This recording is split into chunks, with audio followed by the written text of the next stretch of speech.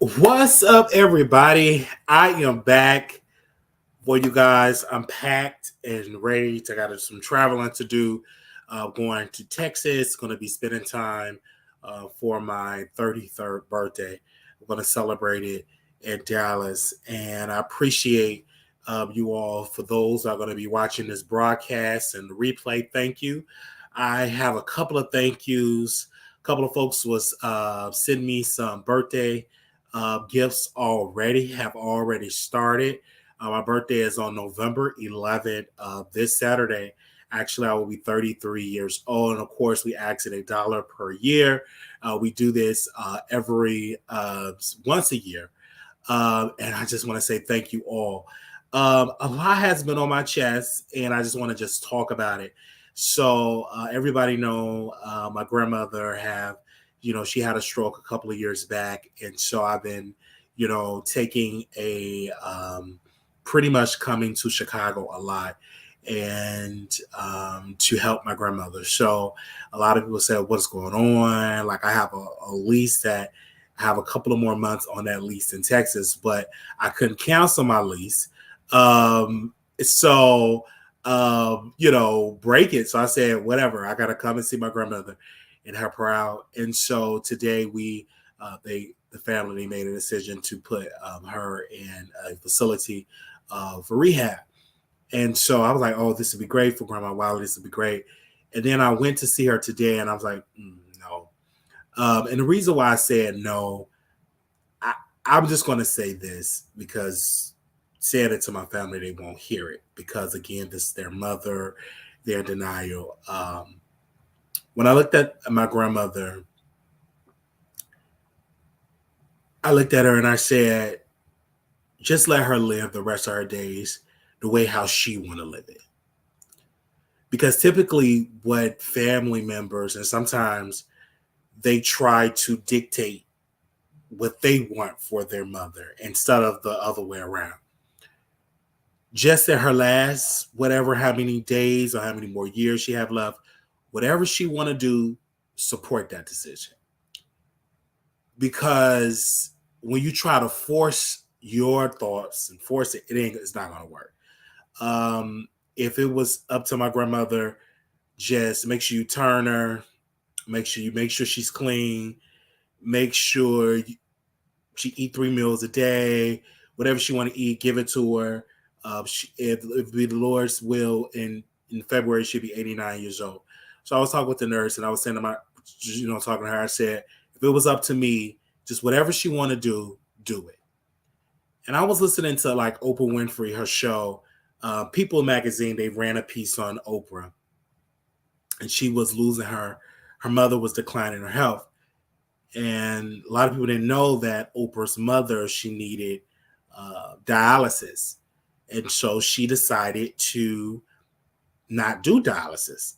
And so Oprah said to her mother, of course, she said, Mom, you decided not to do dialysis, and now your kidneys are failing, your organs are failing.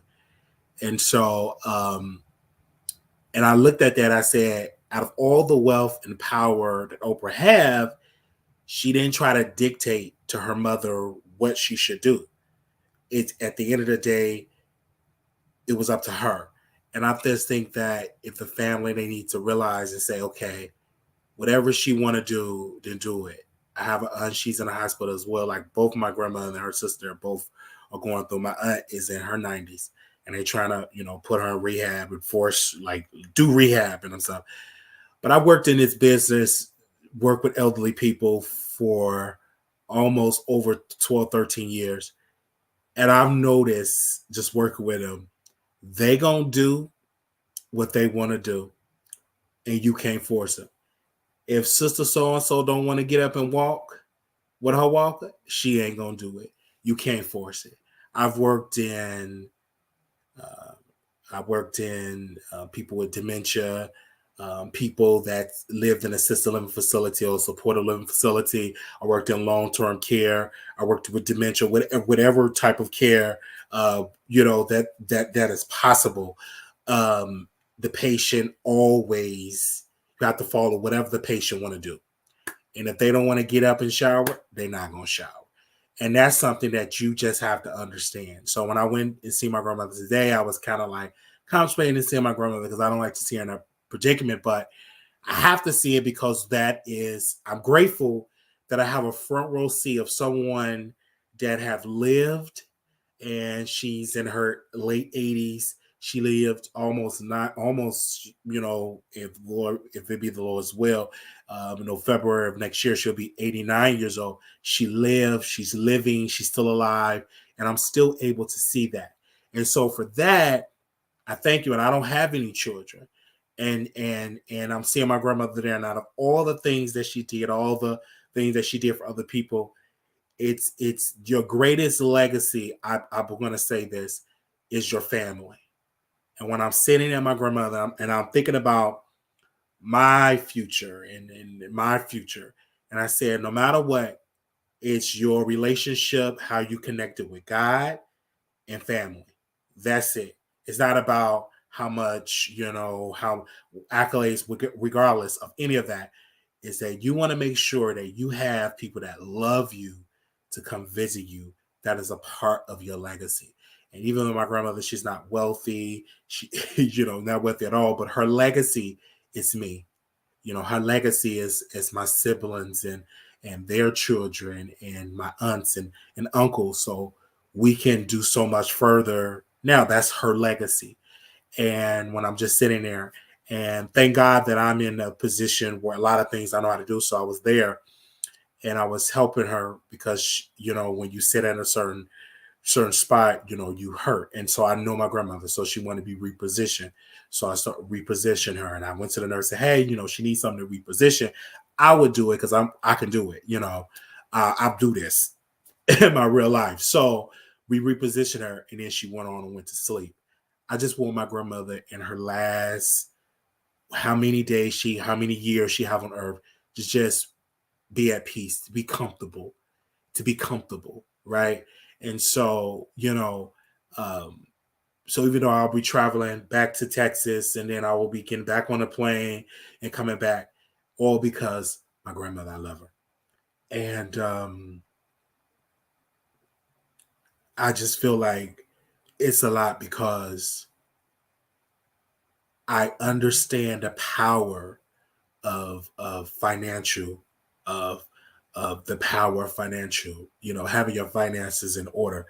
And I look at my grandmother and I say, oh my gosh, I wish, and blah, blah, blah. And so I look at her life and I look at my life. And this is why I try to work as ways so I don't have to, it could be better. If our financial situation was better, then I think that maybe, I don't know. But I just thank God that I'm able to sit there, and I didn't really want to talk about it because it's a lot. And because you see someone that was very vocal, and the reason why I'm here today is because of my grandmother. So I thank her for what she have been doing, and she's still here. But I get so emotional because when you work in this work that you do, you understand, you see it, and it's like, wow, you know. Oh, and I'm trying to get it, but it's a lot, and I really am grateful and blessed that I still get to see my grandmother. It's just the pain of seeing her in pain. It's hurtful. It's really, that's the painful part. No matter how many advances we have as humans, it's like some stuff that you can't do. And that's why I said, it's in God's hands, it's in God's hands. I don't think we should, as a family, force rehab. It's just let her be happy. And I didn't really want to cry. But I'm grateful that I get to still see my grandmother. I'm just grateful that she's still with me. And as many more days that I have with her, I go and see her. So, I didn't really want to go live today because I was so like my heart was heavy. But I offer so much. I have so many people that want to see me live and entertain, which we will do. But I just like, and I just want to encourage people that have loved ones, whether you have a father or a mother or a brother or sister or a sibling, anybody, a child that is going through in their health, you're in my prayers. And let's pray for our CNAs and our nurses and let's just pray for our nurses, our paramedics, the doctors. Pray for those, even the people, even the people in the kitchen, our janitorial staff, praying for anybody that do that work because it's painful. You see when you see a loved one that's in pain, and so yeah, so it was good to see my grandmother today. It was good to see her. She finally went to sleep and was able to get some rest. Um, it's a lot, and so everybody said, "But why do you travel back and forth?" It's all because of my grandmother, because of love, and for what she have done for me. I will always sacrifice and come here and be here, um, and be there for my grandmother. Um, and so thankful. And I'm just so thankful for this show and so thankful for the people that genuinely care about me. And thank you for that. Now we're going to get into these topics, but I just had to come on here because it was a lot. It was really, really a lot. And, when you do this work, I've been in so many rooms, taking care of so many people. I can't even count how many people. And I just do it but it's different when you see like your loved one go through. It's like it's a different type of thing. But I just thank God for that. Thank God for the church family. Thank God for Apostle Kevin Cunningham for his prayers. Um, and I do have to send in my tithes. Um, thank God for that. And just thank God for my journey as a young man, getting to get into church and learning myself. And every day I get on this camera, I was like, oh wow, this is great. This is good. I can touch people. I can talk to people. And so I'm seeing people in the chat. They're saying, I miss my grandmother. I miss this one. I miss that. And I would just tell people is we have to hold. And I catch myself. I don't know about you. I was in a hospital room and I just caught myself just thinking when my grandmother was on her feet and those memories. And I just think, and people say, "Well, you crying like your grandmother's gone?" But it's just emotional because she in pain, and so my prayer is that God, let Your will be done, and let my grandmother spend the rest of her days in peace, and prosperity because she has sacrificed so much, and it's just like, whoa. And when you look at it, I'm like, oh God, because it make you want to question. I understand when I say this. I understand when people say they question their faith. I get it. I didn't understand it at one point when people, why would you question God? Because, you look at a person that prayed and went to church for 40 plus years and see them in pain. And so you have those thoughts, but then you snap out of it because I just thank God for me being there for her and when she wanted. And so that's just my prayer to be strong because I'm only not strong for myself, but I have to be strong for my mother because that is her mother, and I have to be strong for my family. But nevertheless, we do have to cry.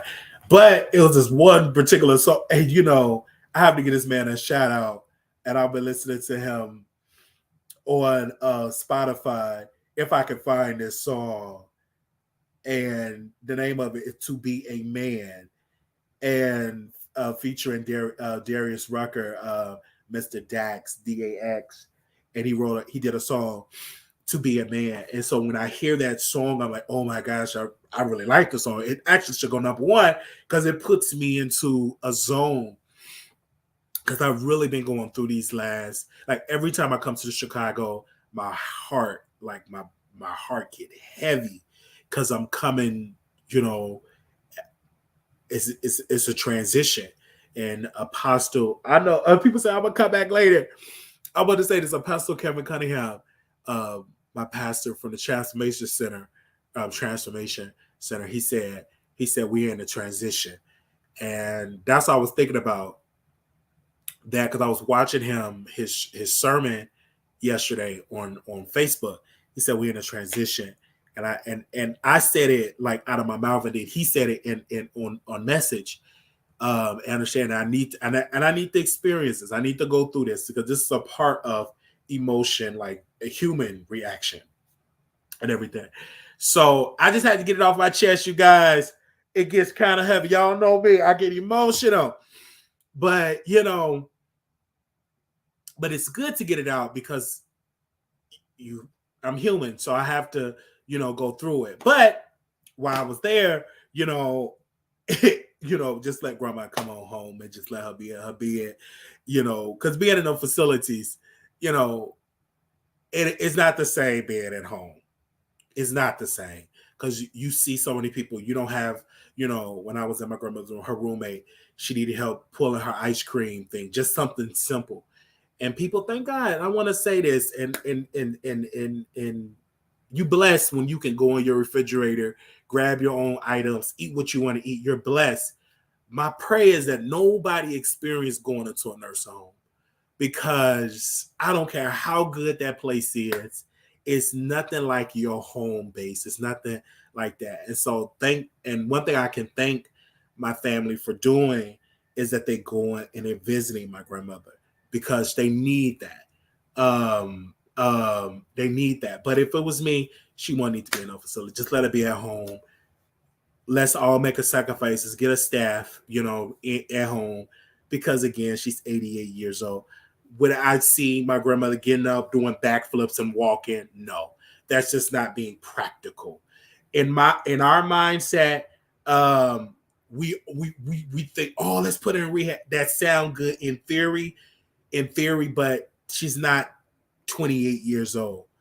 You 88, 89. Once they get to that mode, they just want to be them, be in the bed, just do management, just pretty much just do, and to help her out. But I just had to say that and get it off my chest. But God is truly good because He is allowing me to experience this, and I will be able to tell my children about their great grandmother and to experience this because I don't have any children, so I will be able to tell them about how my grandmother, how sweet she is, how great she is, how she was an entrepreneur, and and how she was able to be that for me, and she's still being that for me because my grandmother is such a praying woman, and I love her, and I will continue to love her, and I understand when they say love not in words, love is an action, and I love being there for her. All right, let's move on because I got y'all crying. I'm crying now. We went on, got through the tears. Uh, we got to the tears. Now, I'm gonna do some typically, on this show because we got a couple of topics that we gonna get into. And typically, when you go on the internet, half of the people really with you, your core supporters, other half gonna use this and drag you for it. But that's fine because that's part of the YouTube ecosystem, right? Ecosystem, and I love that. Uh, uh, uh, uh, I see y'all in here, and I show y'all love. They said my sister and I bring our mom back home. Oh my God, my sister worked full time. I was everything for my mom, and it was easy, and it's not easy at all because that's what it was all on my mother. Now my grandmother, while she there, it's the staff that's to be taken care of, and I think we all need a break because when my grandmother's at full time was in the room, when my grandmother she was needy, very needy, and it's a lot because it's a 24/7 thing. Now she in a facility. We pray that they do right. We pray that they do right. We pray that they take care of. We pray that we do this. And now that's all you can do. Pray and also put some cameras in there too. I always put cameras in there so you can see what's going on. But always, I will tell you this: be nice to the staff. When I went there today, I was very nice. I hit the call button. Nobody came in the room.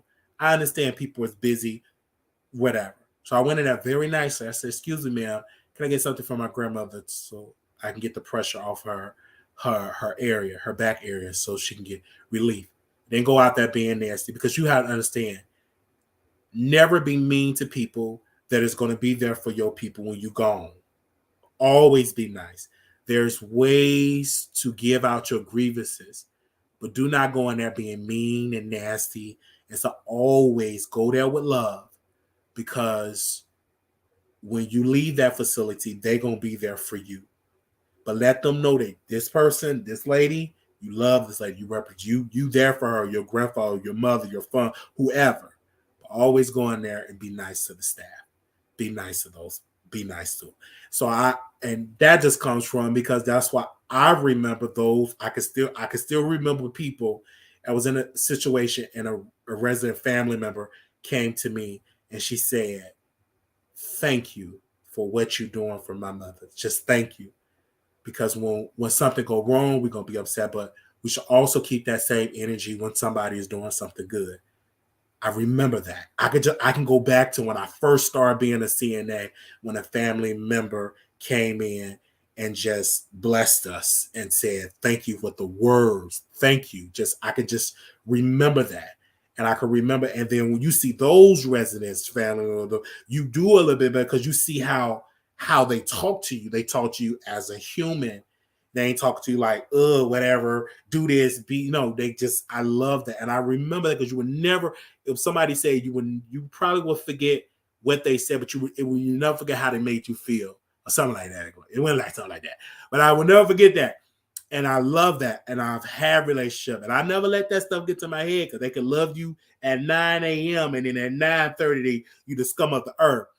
But I love people that come and see those resident family members that come, or the residents themselves that say, "Thank you. I appreciate that." I've been in, I appreciate that say, "Thank you for what you know what, thank you." And I appreciate those that don't be so nice too, because I'm gonna thank them too, because I understand it's a lot. Now we're gonna move right along, because we got a couple of subjects to get into. Um, I just had to get that out of my system.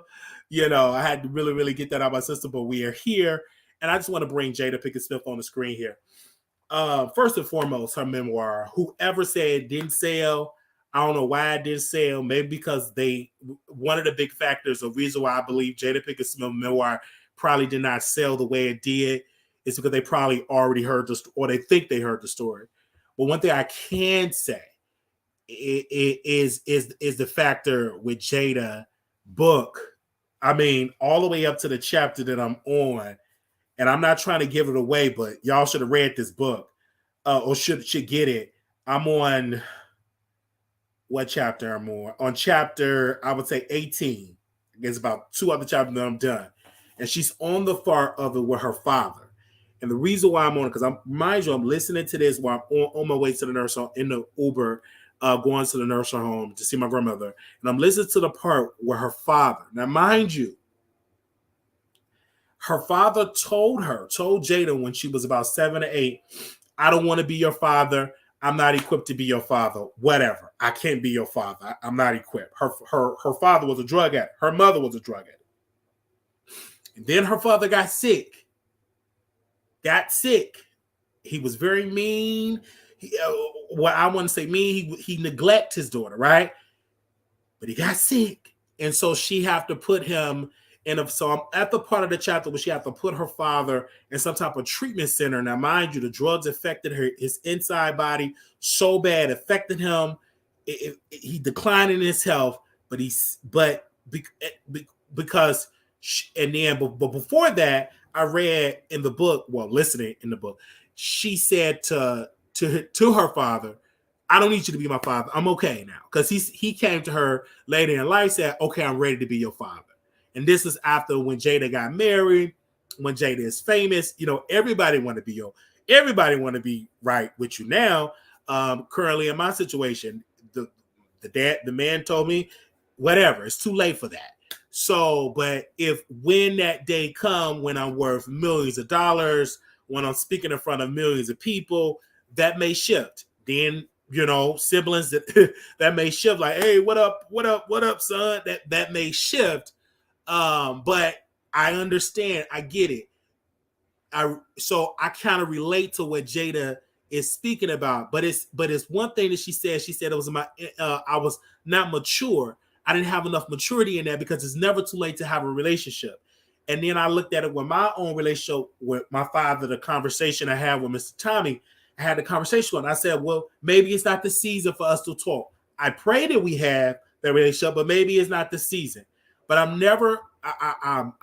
mature enough to know that whenever it can happen, it can happen. And I'm also mature enough to know I can't make something fit when it ain't meant to be fit. Like a piece of a puzzle. You can't force a piece of a puzzle that doesn't fit the area. You can't, it ain't going to fit. It ain't going to fit. So you just have to say, you got to pray though with it, be strong. It's hurtful. It's painful, but you have to wait and see that relationship comes, if it ever comes to that point, and be okay with that.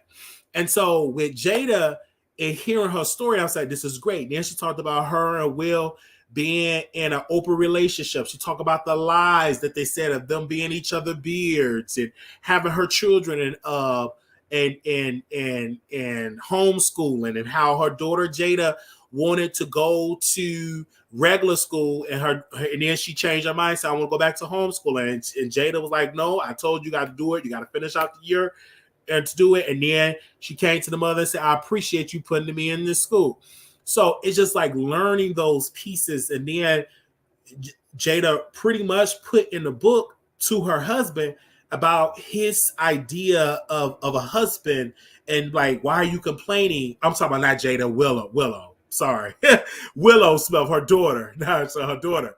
And so why are you doing this? I don't want to be at home wife. I'm losing my identity. I want to still live. And Will was like, why are you complaining? And blah, blah, blah. And so just seeing this and how Jada is just laying it out, I think if women would read this, especially women that are with successful men, or with men that is the breadwinner, or people typically not, like, you just lose yourself, like your man working and everybody just living. And it's like, you ain't living no more. You lost your identity. You just lost. Everybody else the kids doing their thing, the husband doing their thing. You were just at home, lost. You get that type of depression. So Jada is putting it in the book, and she laid it out about her past, being in Baltimore, Maryland, being poor and having two addicts as parents. And it's just like, to survive that. And I think that the public, because once you become public figures, the public just put allegations and rumors on you. They don't care. But I'm mature enough to say, okay, let me listen to this book. And I'm listening to it, and I'm like, okay, this book is really good. It's really, everybody is consoling Will, making Jada to being evil and malicious, but Jada sacrificed a lot to be with her husband. She sacrificed a lot to be a mother. She sacrificed a lot. And we gave Will his grace to share his story and his memoir. He was spilling tea about Jada, just spilling tea. Nobody judged him. Actually, they sympathized with Will. But then when Jada Pinkett Smith, when that situation comes out with Jada, we don't want to talk about it. And it was Jada Pinkett Smith's mother that told Jada, don't talk to Will because he's still married. A lot of people don't know Will was trying to holler at Jada while he was still married to his first wife. So it's just like, are we going to judge him now? Jada getting judged, talking about she got the hot pocket, she out here screwing, blah, blah, blah. But they miss that and I was dragging Jada at the time, but now I'm reading a book and kind of like I'm having sympathy for her. And I'm like, Will knew about August. I said, I'm not on the part she mentioned August. I don't know if she mentioned him or not, but they had an agreement. The marriage was technically over as we know it traditionally, as known of them just living in the same household, because they had an agreement. Like, hey, we're not gonna get divorced because we see the effects of having a divorce and growing up and blah blah blah. But the theory is, or the perception is, oh, Jada is trash. She's a slut. She cheated on Will. Like that's like, but they fail to paint the picture that they both came out and said what they said, that they had an agreement. So it's something. So I'm gonna continue. I'm gonna read some more. Like I said, I got a couple of more chapters of this book. And I love it, and I just want to see how she's gonna land the plane on this. But I just hope that y'all go and listen to Jada book, and I reason I got Tupac picture on here because she talked so much about Pac, and I think she loved him, and that's something that when you have a friend, like I still talk about Jaquez, he only been gone. It's probably about February would be, well, January would be like 1 year since the pass of my friend. I'll be talking to her forever. So, I get it. So I think people like, why are you still talking about Tupac? She loved him. It's hard. Like there is no number or time on grieving. Like some people grieve for a lifetime. So it's just like, why are we getting mad because she's still bringing up Tupac? It's many rappers bring up Tupac. Snoop Dogg bring up Tupac. But then when a woman, and this is where it comes from having that male privilege, that man can talk about another man all day long, but when a woman does it, it's an issue. And I'm learning to check some of that male privilege and trying to check it. I'm like, bro, I got some privilege. I got male privilege. That man type of privilege. Like men in this world have privilege that a woman do not have. That they're not going to get away with half the things that a man does and get away with. Like we do as men, we do have a privilege that women do not have. And it's a double standard. Like men can cheat and sleep and slobber and screw. And then a woman do the same thing. They get dehumanized, they get dogged, they get trash. They get like, oh my God, how could you do this? It's something. So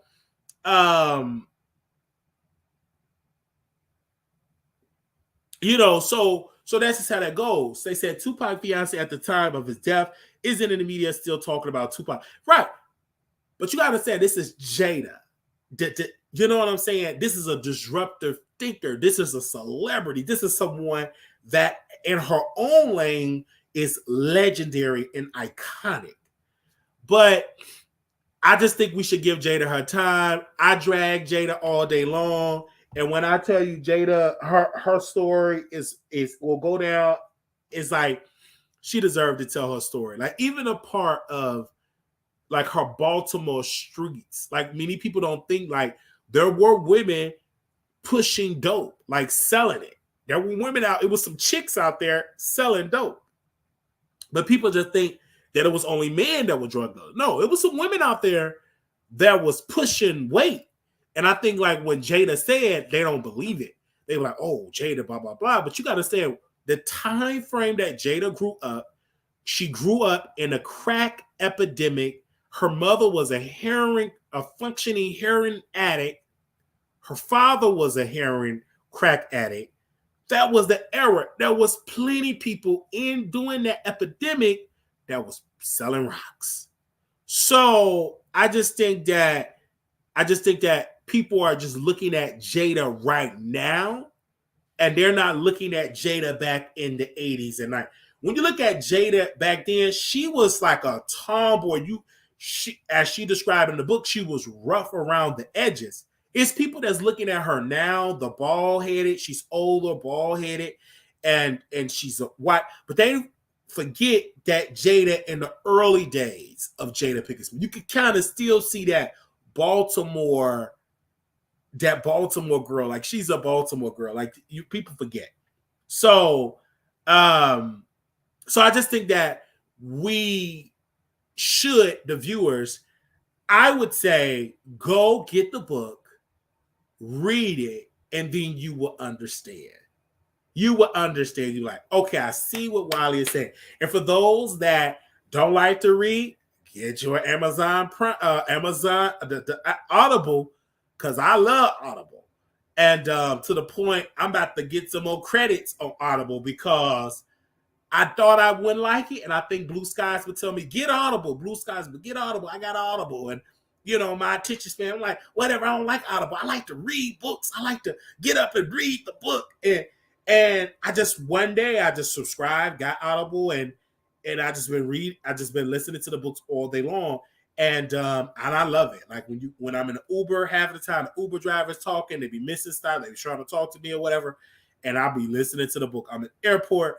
Just meet me in the airport. I probably won't even see you. I'm watching my surroundings. You see, I got earbuds in there listening to a book on the airplane, listening on the train, bus, whatever. Listen to a book because all of this knowledge that I'm just getting, understanding, and I love it. And just like Jada, you good in my you good in my book, and I know people still gonna drag you because that's the way it is. Okay, but we just gonna move on from that. Okay. We gonna move on for a little update. Brandy album, of course, y'all know Brandy Christmas album is coming out on Friday. We're gonna be doing a listening party for Brandy on Friday on Station Head. So make sure y'all subscribe to Station Head. But an update on his mother, on Ray J and Brandy's mother. She came out and TMZ did a statement that she was rushed to the hospital, blah blah blah. And Sonya was like, listen, this been happened a couple of weeks back. And TMZ, of course, clickbait, posted this old story, put it in the headlines, and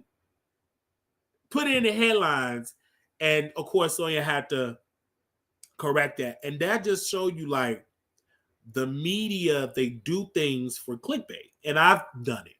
But TMZ, you think they will be quote unquote a trusted source, but they do post old stuff, and when it's like dead, they post it in the headline, and it already passed. It happened weeks ago. But TMZ have a tendency of doing that because their bottom line is, I got to keep them engagements high. Whether you went to the hospital today or 3 weeks ago, I got to keep it high by any means necessary. And so, but it was a beautiful message where she came out. Let me see if I can pull it up. A beautiful message. Give me a second, because I'm in the Facebook group. Give me 1 second. The Brandy group. Give me 1 second. Let me see if I can find. Okay, let me log that out because he up here DMing me. All right, I don't want that person want to come on the show. If they see that, it will send a firestorm. Hold on. I want them to steal my gas now. Hold on. Because she wrote a statement. Oh, that's me. Okay, Wiley. Okay, I'm a huge Brandy fan. Okay, so when I get her Chris album, I'm going to do that. Okay, but she wrote a statement. I was trying to find the statement, you guys, but y'all pretty much get the gist of what she said. She went in the hospital. She was in the hospital, but she is good. Okay. All right. We can move on from that. Yes, it was clickbait. It was clickbait. Chad was clickbait. That's what they did. Clickbait title. They clickbait. Jada, they clickbait. They did. Okay. They clickbait us. Now we got to talk about, okay, that's Jason and Cardi. Jason, kudos to you, brother. I want to say to Jada, not Jada, Jada was my head. Jason Lee, you doing a good job, and I will be covering your interview that you're doing with Armario, my fellow Scorpio brother, tomorrow. But this brother has been doing good. His Krishan interview almost got 3 million hits. And despite what people say about Jason, that he's a clout chaser, if he's a clout chaser, then I want to chase the type of clout that Jason is doing. But Jason Lee is what I call a media genius. The way how he leveraged his relationships should be written in a course. Have been so iconic. How he went from doing the regular Jason blog, turning it into Hollywood Unlocked, going to television, doing Wild and Now, getting the deal with the iHeart, leaving that, still keeping iHeart, still keeping Hollywood Unlocked good, doing the deal with Fox Soul, couple of seasons on there, still licensing that, still doing that, and just so great. And to see him come into this particular sector, and when he came to this sector, when he wrote his book, God has must forgotten about me, and I read the book, whatever, came to this sector, infiltrated the sector, learned the sector, dominated the sector, work with people in the sector. Because if you're trying to get into a clique, you go with the biggest clique or the biggest person in the sector. So he attached himself to Armon Wiggins. Armon Wiggins then, in fact, took his money and introduced him to work. And that just let me know the power of money. Like, people forget, like, he didn't get this way. He invested back into his brand, because most people will not F with Jason if he didn't have the influence and also the money. The money and the influence do happen. The Floyd Mayweather do happen. No matter what. I read Rich Paul book. I read his book, but he didn't tell you how he got those relationships, right? Whatever. He said he was at the airport with LeBron James and he saw Jersey, blah, blah, blah, whatever case may be. But even when I read Jason Lee's book, and I'm going to reread it, I told somebody last time, I said, listen, I'm going to reread that book, because I want to see how he get the relationship with Floyd Mayweather. And I want to thank my team for putting me on $1 Million Game, for sending me the course that Jason Lee had. But he still ain't telling us, how did he get the Floyd Mayweather relationship? What did he do for Floyd Mayweather? How did it happen? Like, and I'm gonna reread it. I'm gonna go back to the book, and I'm gonna read. It's at my house, so I'm gonna open that book back up, and I'm gonna study it again and see how he was able to get the relationship. And I want to interview Jason, right? I still want to get him on camera, interview him, or whatever. I messed that opportunity up, and that's my bad. I messed up a lot of opportunities. And you live, you learn. I was trying to come up, and my thing is this: I try to tell jokes, and sometimes I take it too far, and I'm like, whatever, F it. I didn't already messed it up. So whatever. So I got to stop doing that. And I'm getting a little bit better. Some people I don't even drag, because I can't even, because some people don't like to be talked about. And now I understand, because I talked about Jay. I'm like, whatever, I'm Wiley. Don't nobody watch me. I say that a lot to people. I'm so humble to the point I discard what I do. Whatever, ain't nobody watching. Like, somebody said, Wiley, did you hear what you said about whatever? Ain't nobody gonna see this. Every time I get on the phone with a moderator, with a person, in my mind, I'm just talking to the internet. It ain't that many people. Whatever. And no, it's not like that no more. Because I remember back when I didn't even have nobody watching this show, and it was this one particular dude. He said, Miss Wiley, he's gay, right? When they say Miss Wiley, you done effed up. They said, Miss Wiley, when I see you, I'm going to get you. Because I used to say a lot. Like in Chicago, I used to go on this camera and say a lot. And then in my mind, and I will be shocked when people want to beat me up or scuffle me up. Like, all these little trends of people scuffing up people, it's shocking. Like, for me, they said, well, Wiley, we don't ever really see you in no club getting scuffled up, because I don't go. Like, I can feel the vibe. Feel the vibe. And it's like one particular video that people see me outside my apartment complex. And again, I was attracted to dude. That wasn't a real scuffle. That wasn't a real fight. That wasn't no real scuffle. There wasn't a real fight. We screwed. He worked at the Kroger's up the screw. We had a whole relationship, screwing in the bed, blah, blah, blah. But that little scuffle, it was because of my mouth. And we didn't fight because I was on brick. I'm gonna just say this: put your kids to bed. I was turned on by it, by the way. But people, reason why you don't see me in scuffles other than the library, that was a mental part, because I know my limitations. I don't go outside. I like to talk mess. I thank God I'm not like that. I don't like to congregate like that. But when it comes to Jason, let me get back to Jason. I get to myself. When I get back to Jason, somebody sent me his his course. Great information, but it ain't the, I want to have a conversation there. If I had an opportunity of getting $100,000 in a conversation with Jason Lee, I would take the $100,000, but I still want to have a conversation with Jason. I want to invest that into Jason Lee and have that relationship with Jason. And there's one thing I like about me, that I'm still likable to certain people. They still don't know, can we really trust Wiley? Whatever. I remember we did a reality show. Did a reality show. At first, they didn't want to pick me because she didn't know how I was going to react or whatever. And the producer of that reality show, she came out and she said it was a pilot, and she came and she said, Wiley, wow, you did great. At first we didn't want to have you. You I wasn't a top pick or whatever, because they didn't know how I was going to react. But when they got me on the when they hired me to do the pilot, I did the pilot. I did 2 pilots. And the reason I don't really try to talk about it enough, because it didn't come on the big screen. But thank God for the pilots, because I still have relationship with those people. A lot of people, they underestimate Wiley. Don't nobody check for Wiley, blah, blah, blah. Let them keep thinking that. And because the way I look, you automatically put your guard down. You automatically underestimate whatever. I get it, whatever. But thank God for that, because then your guards are down. Then I can over deliver. And I ain't going to tell you what's happening. Like, whatever. Like, it's some things that happen on the back end. I don't talk about it. But they said, so Wiley, have you changed? It's some things I have changed, but I'm still going to deliver.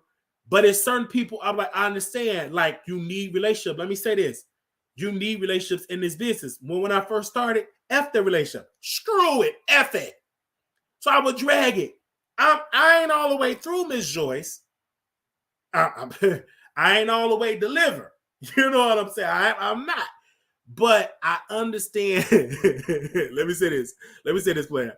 I understand, like, relationship is key. Because when I was in the room with those people that own networks or whatever the case may be, I understand relationships do matter.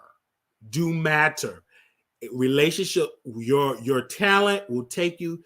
You cannot get in this business with talent alone. You also have to have great relationships.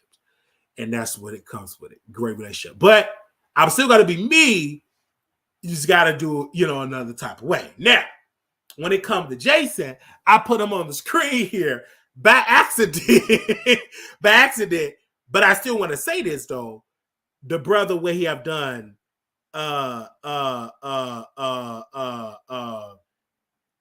it's like it's just incredible. And I have not, because people say, oh, he got burned bridge. I haven't burned bridges with these people. They don't even own a bridge. They're not the architect. Like, when people say that, they're stupid people. Very dumb.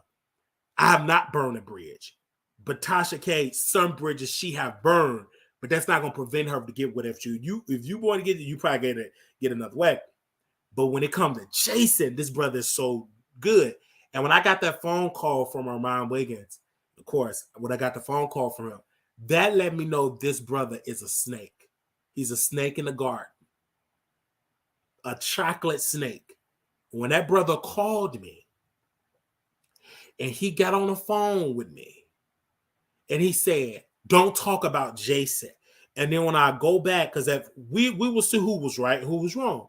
So now as I look back, as I see how he criticized Jason, still talk about Jason Lee to this day, he was wrong and he was trying to manipulate me out of talking about a subject. Now, if I was stupid, I would have listened to Armon Wiggins, a snake, a chocolate snake, and I would have said, screw Jason, I'm not going to do that. But I knew he was a snake, because a snake, a chocolate snake, will call you up and it would zzz, Wiley. They will speak like a snake. Don't do that, Wiley. Wiley. Fake snake. And I tell this story because he called me. I didn't call him because I was blocked. There was a snake. And so I ran into snakes. And then I said, well, I'm going to keep telling the story. I said, well, let me call the snake back because I ain't like what he said. He kind of, and I'm blocked, And I don't appreciate, I appreciate, but that'll let me know that he do call me. I understand you were trying to manipulate me and all that type of stuff. So and so whatever, screw you. I'm going to talk about whoever telling the same thing, this chocolate snake. Him, you should, and a snake because then they name your name because they try to act like, he named my name, so I'm excited. This, like, he got on Station Head before it flopped. He got on Station Head. And I gotta say this because this is what the whole Jason Lee piece, and I'm glad I didn't listen. He got on Station Head, and now we're gonna bring it to Megan Kuna. Y'all know me. I'm gonna go over the place. Don't bring Megan Kuna in this space. Whatever. Screw you. Don't bring Megan Kuna. I'd rather want Wiley to succeed than Megan Kuna. Manipulative, trying to manipulate the audience. And I didn't listen to that snake, nor to the black woman that pulled out her breast with her audience. If I would have listened to those snakes, I would never have a relationship with a journalist. They got way an extensive resume than both of them snakes combined. And so we have the relationship with Megan Kuna. She comes on the show. She gives her idea like a correspondent. I see her on, blah, blah, blah. We on the back end. I didn't listen to those snakes. You understand what I'm saying? So when it comes back to Jason Lee, I understand. I said Jason Lee is not a snake. Jason Lee is a businessman. It's a difference. He's in business. This is what he want to do for his family, for Stockton, for his community, for whatever reason. You know who Jason Lee. He's about his bag. And I love it. I think it's incredible. I think it's dope. And I'm glad that me and him have we cordial. He's not my friend, but we're cordial enough. When he see me on social media, cordial, he can tell I'm not a clout chaser. There's many people that is clout chasers. You don't see, I want to say this to the people that are watching it, then we're going to get back onto the topics or something. Y'all just try to follow me. People always say Wiley is a clout chaser. I'm not a clout chaser. You do not see me rushing to be at Zeus events just to say I was at a Zeus event. I don't do that. And we seen people with limited incomes do Zeus events like tonight. Very limited income. He gets his way there. I could get my way there, right? The same way I travel from Chicago to Dallas, I could easily get on the flight and go to LA, get on the Greyhound, go to LA and just get clout and just run up on somebody if I was a clout chaser. I'm not. I'm just me. I'm not a clout chaser. It's a difference. Like, people use that word, but that's not me. You don't see me in these parties. You don't see me in these VIPs breaking my bank account just to say, listen, I took some pictures with some people. That's just not me. That's just not me. Now, Jason Lee, I don't necessarily call him a clout chaser. I called him a business, he's an entrepreneur. I don't consider him a clout chaser. The man have wealth. He leveraged his power. He's a media opportunity company. One thing I seen in his $1 million game, he said he started researching his competitors. And he said, I noticed that the Ball Alert, the Shade Room, and these other brands, we know them, but there is no face of those brands.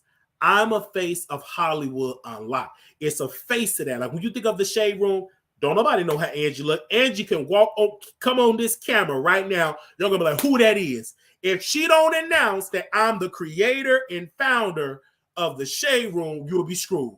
You don't know who the owner of Ball Alert unless you in that part. You don't know who he or she or how she look. You don't know the owner of you don't know.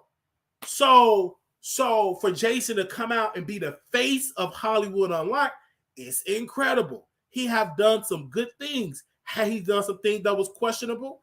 Yes. Saying the queen was dead and she wasn't dead? Absolutely. But then on the flip side, it made him more of an international brand in the UK market, right?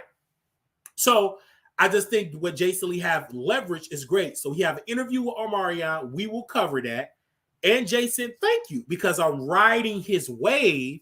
Because if I would have listened to Armon Wiggins, Christina Moore, I would have not been sitting on Facebook where over 60,000 people viewed my commentary.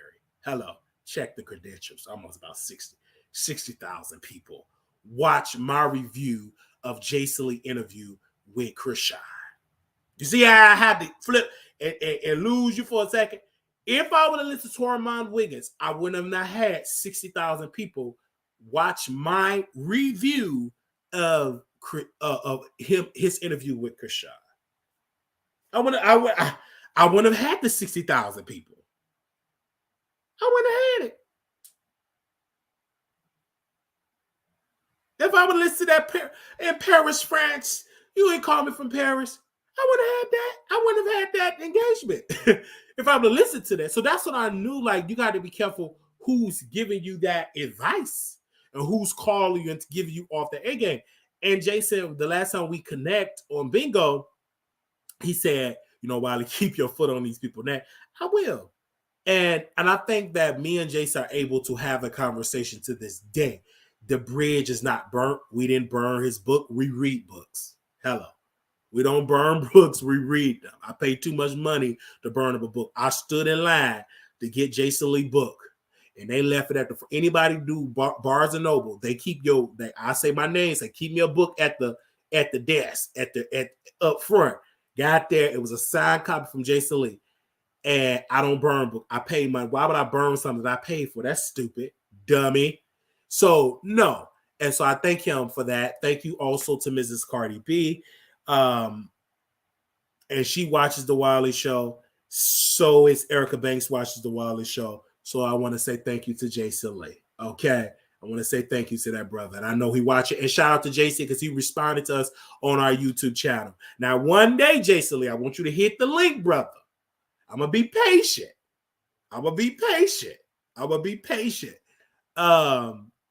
But I can't wait for a Jason Lee interview because it will benefit the culture. And it will show people my skill set. And I would love to interview Jason Lee because I've read his book.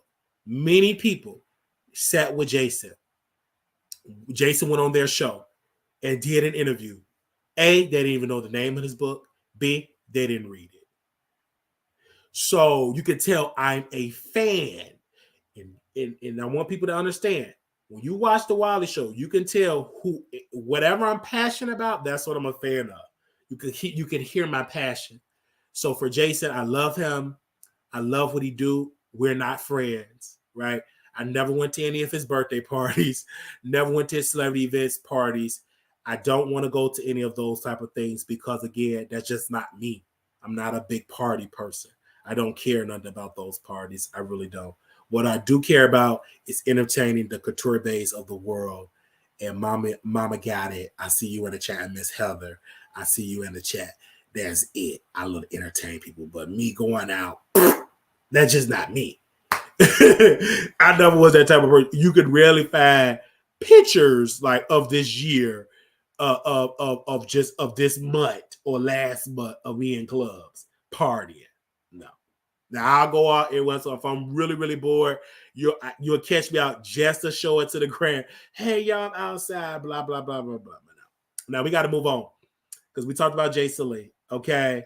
Right. I don't think you should ever go out. Somebody gonna try to jump you. Somebody might try to jump you. Yeah, somebody might try to jump me. You're right. Just somebody might try to. Hopefully, let's see. We shall see. Okay. Did we talk about that? Okay, now we got to talk about, there's the picture I want to bring up. Now this is Tasha K, Sidney Star, and everything. Now I'm gonna say this, and I'm gonna say it from the heart. T.S. Madison showed the world that I make more money than Sidney Star. And so I watched when I was coming back home, I watched her respond to Sidney Starr, and she pretty much said Sidney Starr is broke. Tasha K is evil. She responded to Couture Bay. She was responding to women. And she said she gonna stump and beat up Sidney Starr. Then she threatened, said she was gonna get her gay kids to beat up Sidney Starr and all these type of people. And when Couture Bay, when you see people like her tag Tamron Hall on the show and say, this is the person that you're bragging to being a leader of the community, she's no leader. T.S. Madison is a whole gang member. And she talked about her gay children. Half of them she screwed. She slept with them, right? Half of them got screwed by T.S. Madison. And half of them was taped in videos, didn't get paid. And they so stupid and dumb and stupid. And she said, I got bush queens and thugs. They're all stupid because you're getting all the money. And then when they get really poor and broken, they can't live with you. Oliver supposed to be your gay daughter. He was broke, couldn't pay his rent. Rent was behind. His stupid self had to go call his mama, a biological woman, and had to stop playing with that person over there with that wig. And he had to call his mama, and his mama had to roll out of her bed and get her green dot card and pay the 2 months that Oliver had on his rent. Because his gay mama couldn't do it. She said it, but I ain't doing it. So it's just like when she was sending out these threads talking about she the queen, she is that type of way. Because she tell her kids to do this. She be telling one of them, so I was in Atlanta last year, and one of her gay daughters came up to me, and I never shared the story. I was at the bar getting drinks, and one of T.S. Madison gay daughters come up to me. Whatever, you better lay off Maddie. And I said, excuse me, what did you say? You better lay off Maddie. I said, if I pull out what's in my pocket, you ain't gonna like it. It depends on what you pull it out your wallet. And then he started feeling on me because he was a little drunk or whatever the case may be. But that was one of her gay children came up to me and he was in trouble. But of course, drinks started flowing. I'm attractive. Blah, blah, blah. They is what they had, semi-homeless. We go back to the hotel. We get it in. And so let's not play these games. And these are grown men. She be saying, stop saying gay children, your gay kids. These are grown adult men in their 30s, loose booty bottoms. Let's say that for the record. And they only follow you because in hopes that you put them on Star, that you put them on Empire, or I forgot those shows got canceled, that you put them in Bros that did nobody go watch. It's quite funny that she have all these kids and none of them show up to her shows, Bro. When that movie Bro came out and T.S. Madison, she got mad at me because she finally blocked me out of all the year. When I went and see Bros, she was pissed because I told the world I was the only one in the theater. She was pissed.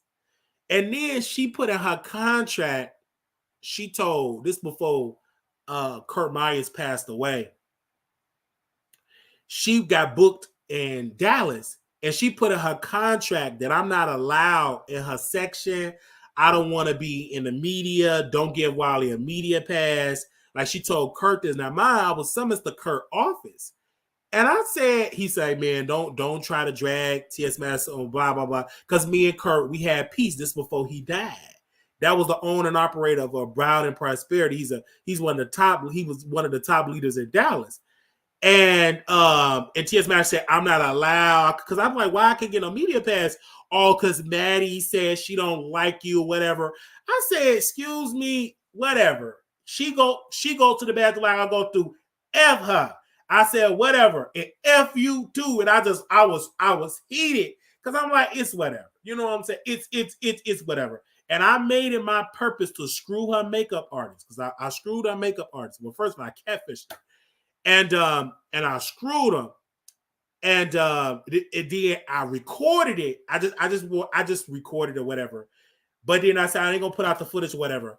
But I want to tell the world that we screwed because Madison wanted him to do an interview. Now, mind you, you never, ever, ever, ever heard my name on T.S. Madison's show. Only thing she came close was calling me. Oh, she said my name once. She wanted that man to come. She was going to fly him to Atlanta. Now, this is some telling me why he's laying on my chest. She going to fly him to Atlanta and do an interview. And then Armon was going to do an interview with him. And I made it my purpose.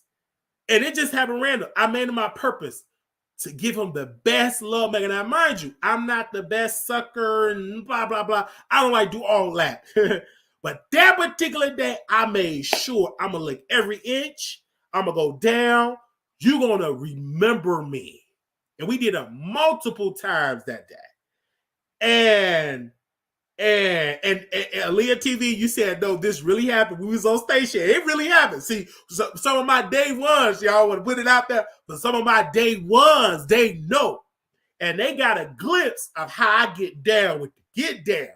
So you don't let this I fool you and this high-pitched voice and this snotty nose on YouTube fool you. I get down with the get down. When this sun go down, when I get on them apps, I'm a whole nother vibe. I am a pro at getting men. Don't play that. Don't play with me. I am a pro. I know men like the back of my hand. I've been with straight men preachers. I've been with men. So this is don't play with me. That's just something I can do it in my sleep. So I made every inch, and I knew he wanted me. I wanted him. Blah, blah, blah. It is what it is. And I made sure I told the world. I told people in Dallas. I told people in Atlanta. I told people everywhere. And then T.S. Madison, why would you sleep with Wiley and blah, blah? Because I'm me. Why do people sleep with you? Because you. Well, I got home court advantage. You think they're ally to you or whatever. Because she was going to bring him on the show to embarrass you. Nah, well, I said, I'm going to make it my duty. And then he started telling, like, Armon started showing me text messages and stuff. Then the dude for Fox Soul, Jeremy, whatever that dude, Jeremy, whatever, a producer for Fox Soul, he's obsessed with me. This dude, anything with mess with Wiley, you see him in the comments. Why are you worried about me, stupid? I'm producer of Zeus. You stupid. You still stupid. Can you add that on your resume, stupid? So they want everybody wanted to see Wiley to be embarrassed. Like they be obsessed with that. And I made it my do. I said, I'm gonna screw it. I get on the phone. Yeah, we screwed. We screwed. It was good. We screwed. I told the world. I just recently, I had somebody at my house. It goes down in Dallas, baby. It goes down. It will be recorded. I won't play that. We was in Dallas. And so somebody was in my house because I know how to, entertain guests. I would say that. And he was spilling tea about Blueface. He was spilling tea about Omarion brother. Because I'm going to make you feel comfortable. I am an interviewer. The reason why people say, oh my gosh, why I feel so comfortable around you, because I talk to people all day, every day. And when you got men in your home, I know how to talk to. I will run a home. If I really want some tea, I run a homeless shelter. Whatever. You get the best tea, I run a homeless shelter. When I'm ready to put you out, I will put you out in a second. Because if you don't pay or if you don't drop them drawers, you got to go. It's just that simple. Now, Aaliyah TV understand that. There is rules. Either you're going to pay rent or drop them drawers. You ain't going to do either one. You got to go because you could be replaced. All right? Now, I got a whole new season of new people. All right? Every time I come, I'm entertain me. If you bore me, you don't want to pay, you get stingy with the drawers, you can go. Because it's about to get really cold. Because I'm not going to take care of you. I will take care of you if I'm getting a release out of it. I'll take care of you. I'll be submissive. I'll be a beta week. I'll bring you on the show, blah, blah, blah, with a take. Because I'm getting something out of it. But if I don't get nothing out of it, you can't live with me. That's just as simple. That's just as simple. Many people think you ain't going to try to use me and control me. I'm going to have the upper hand. Either A, you come and we get it in, but you ain't going to be in my bed if I can't get it in. What? You think I'm going to be in there? Come on now. They said survivor while in homeless shelter. Well, because and this is why I record people, because I have to have my evidence. But because it ain't my fault, because most people, they get obsessed when they see cameras. They got to be on camera. They got to want to be on. And most of the guys, it's no shade. Most of the guys that Sidney Star, you know this, most of the guys that I connect with is barbs. Most of the guys. Most of all the guys, and they're semi-homeless. Okay? Semi-homeless. Semi and some homeless, and most of them are barbs. Being my presence, they love Nikki, they listen to Nikki, or whatever. And me, I know how to play that boyfriend role. I'm a good actor. And so it was one that I really had a crush on or whatever. I really want, but if you don't want to screw me, you can't live with me for free. I don't care. Or you're gonna pay rent. You're gonna pay half. Okay? You gonna pay half. I don't care. I will buy food. Like, okay, I'm doing this. I'm like, okay, when I'm gonna screw? Because I'm being nice. I want to get some. But if I can't get none, you got to go. You got to go. You can go. You can run to the internet. You're not gonna win. Because I tell them all the time, you run to the internet, you won't win that battle. A, I'm gonna be popular, getting more popularity. B, people will know you had no place to go. So if you go to the internet, we can go to the internet. I tell them that all the time. I'm gonna run to the internet. I'm gonna go on this person's show. Go. You're going to lose. Because they're gonna be like, well, why was you over there? Oh, you're good. I ain't had nowhere to go. You were homeless. The audience, and I tell them that all the time, they're going to drag you. I remember one time was a sister on here. And y'all already know T.S. Madison said to Sidney Star that she can't be on a contract, blah, blah, blah. We don't care about T.S. Madison. And people pretending to be women, they drama, don't care. But it was one particular woman, she went on Armon Wiggins' show. And I told this woman that because she was playing with herself with Whack 100, playing with herself. She go on Armon Wiggins' show, right? Now, mind you, Armon Wiggins really thought he had something. So she showed all the cash apps that she gave to the Wiley show. And Armon went live on his station. This before it got canceled. He bring her on the show. Yeah, because Wiley, you gave all that. And the audience, they didn't drag Wiley. They dragged her stupid behind, dummy. And you know this stupid woman, this woman went to Plano, Texas. She went to Plano, Texas in the police station. Dumb woman. Went to the people. And the detective there, she trying to file a police report. And I told the officer, I said, this woman obsessed with me. She played with herself with Whack 100, played with herself with Whack 100. And the lady kept telling this stupid one, because she went on her Armon Wiggins show. She went, now she don't even live in Plano. Like somebody told her I live in Plano, Texas. This opinionated lady went there. He said, and the officer kept saying, ma'am, do you have evidence that he showed up to your house? No, you don't know what. He don't know what I say. Ma'am, have he ever called you? No. Like, ma'am, we see right here you called him. Why did you call her? I want to call him and tell him, like, ma'am, you're calling him. Like, show us evidence that he's showing up to her. I said, man, I don't know where she stayed. Allegedly, she put her fingers in herself with Whack 100. Got her husband there. Weak husband, weak. So, but she went to Armon Wiggins' show. That was supposed to destroy Wiley. I'm still traveling around the country. People are still donating. She really thought, and Armon Wiggins got mad, and I guess he was upset that she was donating to the Wiley show. I never showed the lady the cash out, and she told the officer, because I went to Plano. I said, let me just go to Plano. I just want to go. I said, officer, no problem. I want to go there and see y'all. And so I go there. I'm ignorant. I'm at the Plano police station. And I said, his people keep sending me cash out requests. And they said, ma'am, how did they get your cash out? Oh, because I sent it to another blogger, Armon Wiggins. And I'm saying people full name, Armon Wiggins. Yeah, Armon Wiggins. That's his number right there, officer. She sent him the screenshots of her cash out, how much money she gave. She said, man, blah, blah, blah. Do you know him? Like, are y'all lovers? I'm like, oh, no, officer, don't insult me. I like beautiful chocolate men, not women. I mean, she too old for me, no offense. So she went to Armon Wiggins' show, and then all the people kept sending her cash out requests.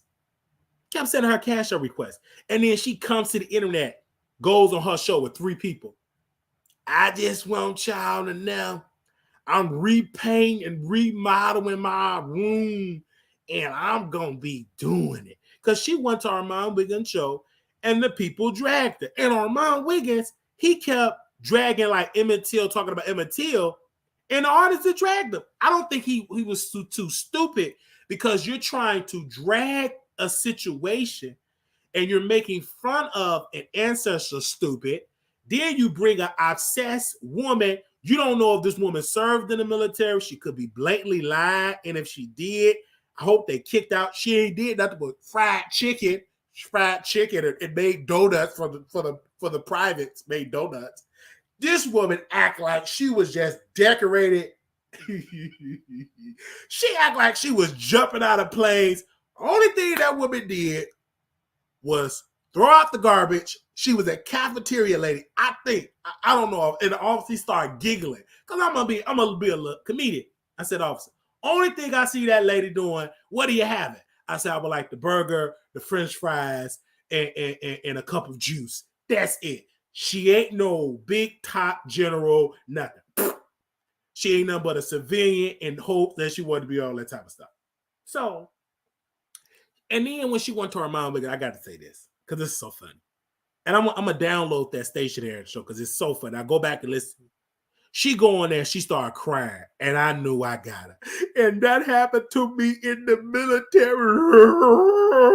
The people started laughing because I knew when she go on that show, Milagro Grandfriend can't stand her.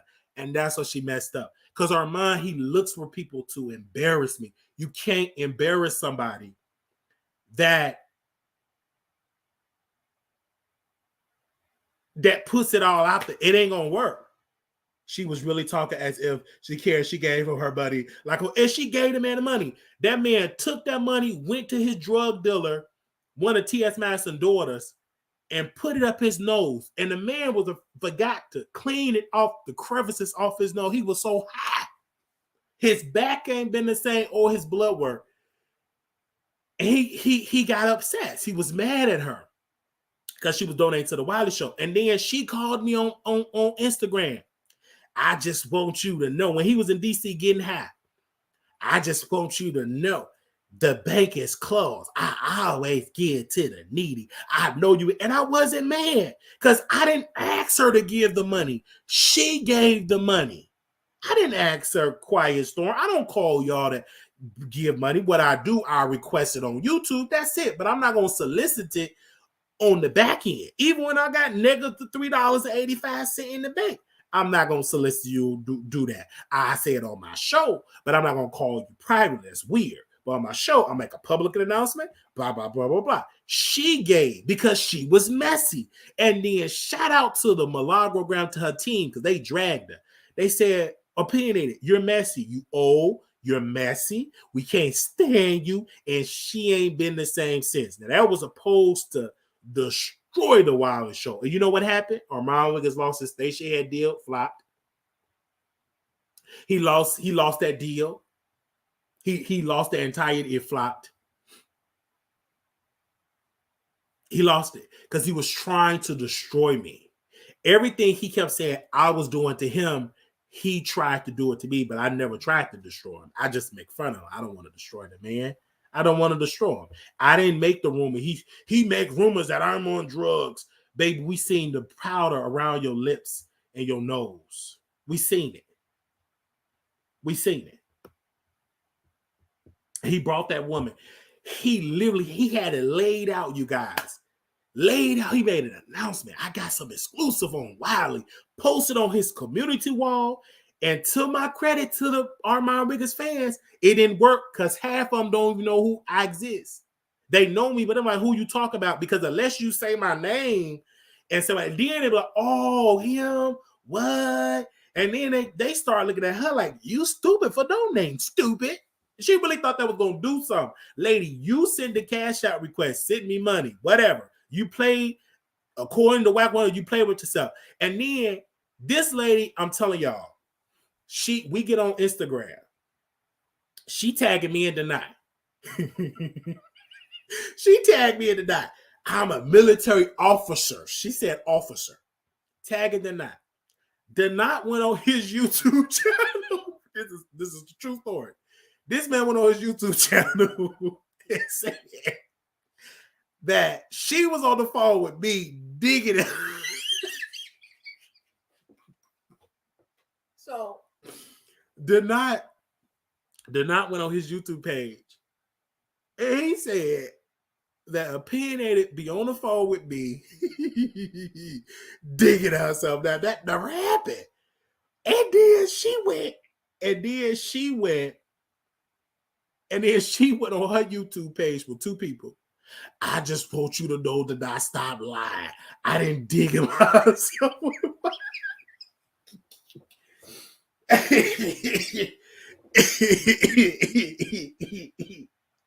I'm telling you, this is so funny. But anyway, it's whatever. Okay. I'm done with that. For now. T.S. Madison, Sidney Starr, y'all are the same boat. Y'all both wear wigs. Y'all both got high testosterone levels. Get it together. Y'all can't be both dealing with generational trauma, trying to box each other. 2 wigs, men with wigs, biological man that was born biological, tussling on the floor. Who cares? Like, T.S. Madison, stop that. You sound stupid. And that's why you keep saying you so rich. If you rich, stop going live on YouTube. You go live on YouTube because you ain't that rich that you claim. You got money, but you ain't, like, you making it seem like you so rich. Like, I don't understand it. Now, when it comes to T.S. Madison and it comes to Tasha K and Sidney Starr, I get it. We all know Sidney Starr want to get some clout. But T.S. Madison, stop acting like and criticizing Sidney Starr when you got what you got, screwed your way to the top. You got a whole dude out there on the internet, Kalen Meek, saying you aggressively attacked him and harassed him, right?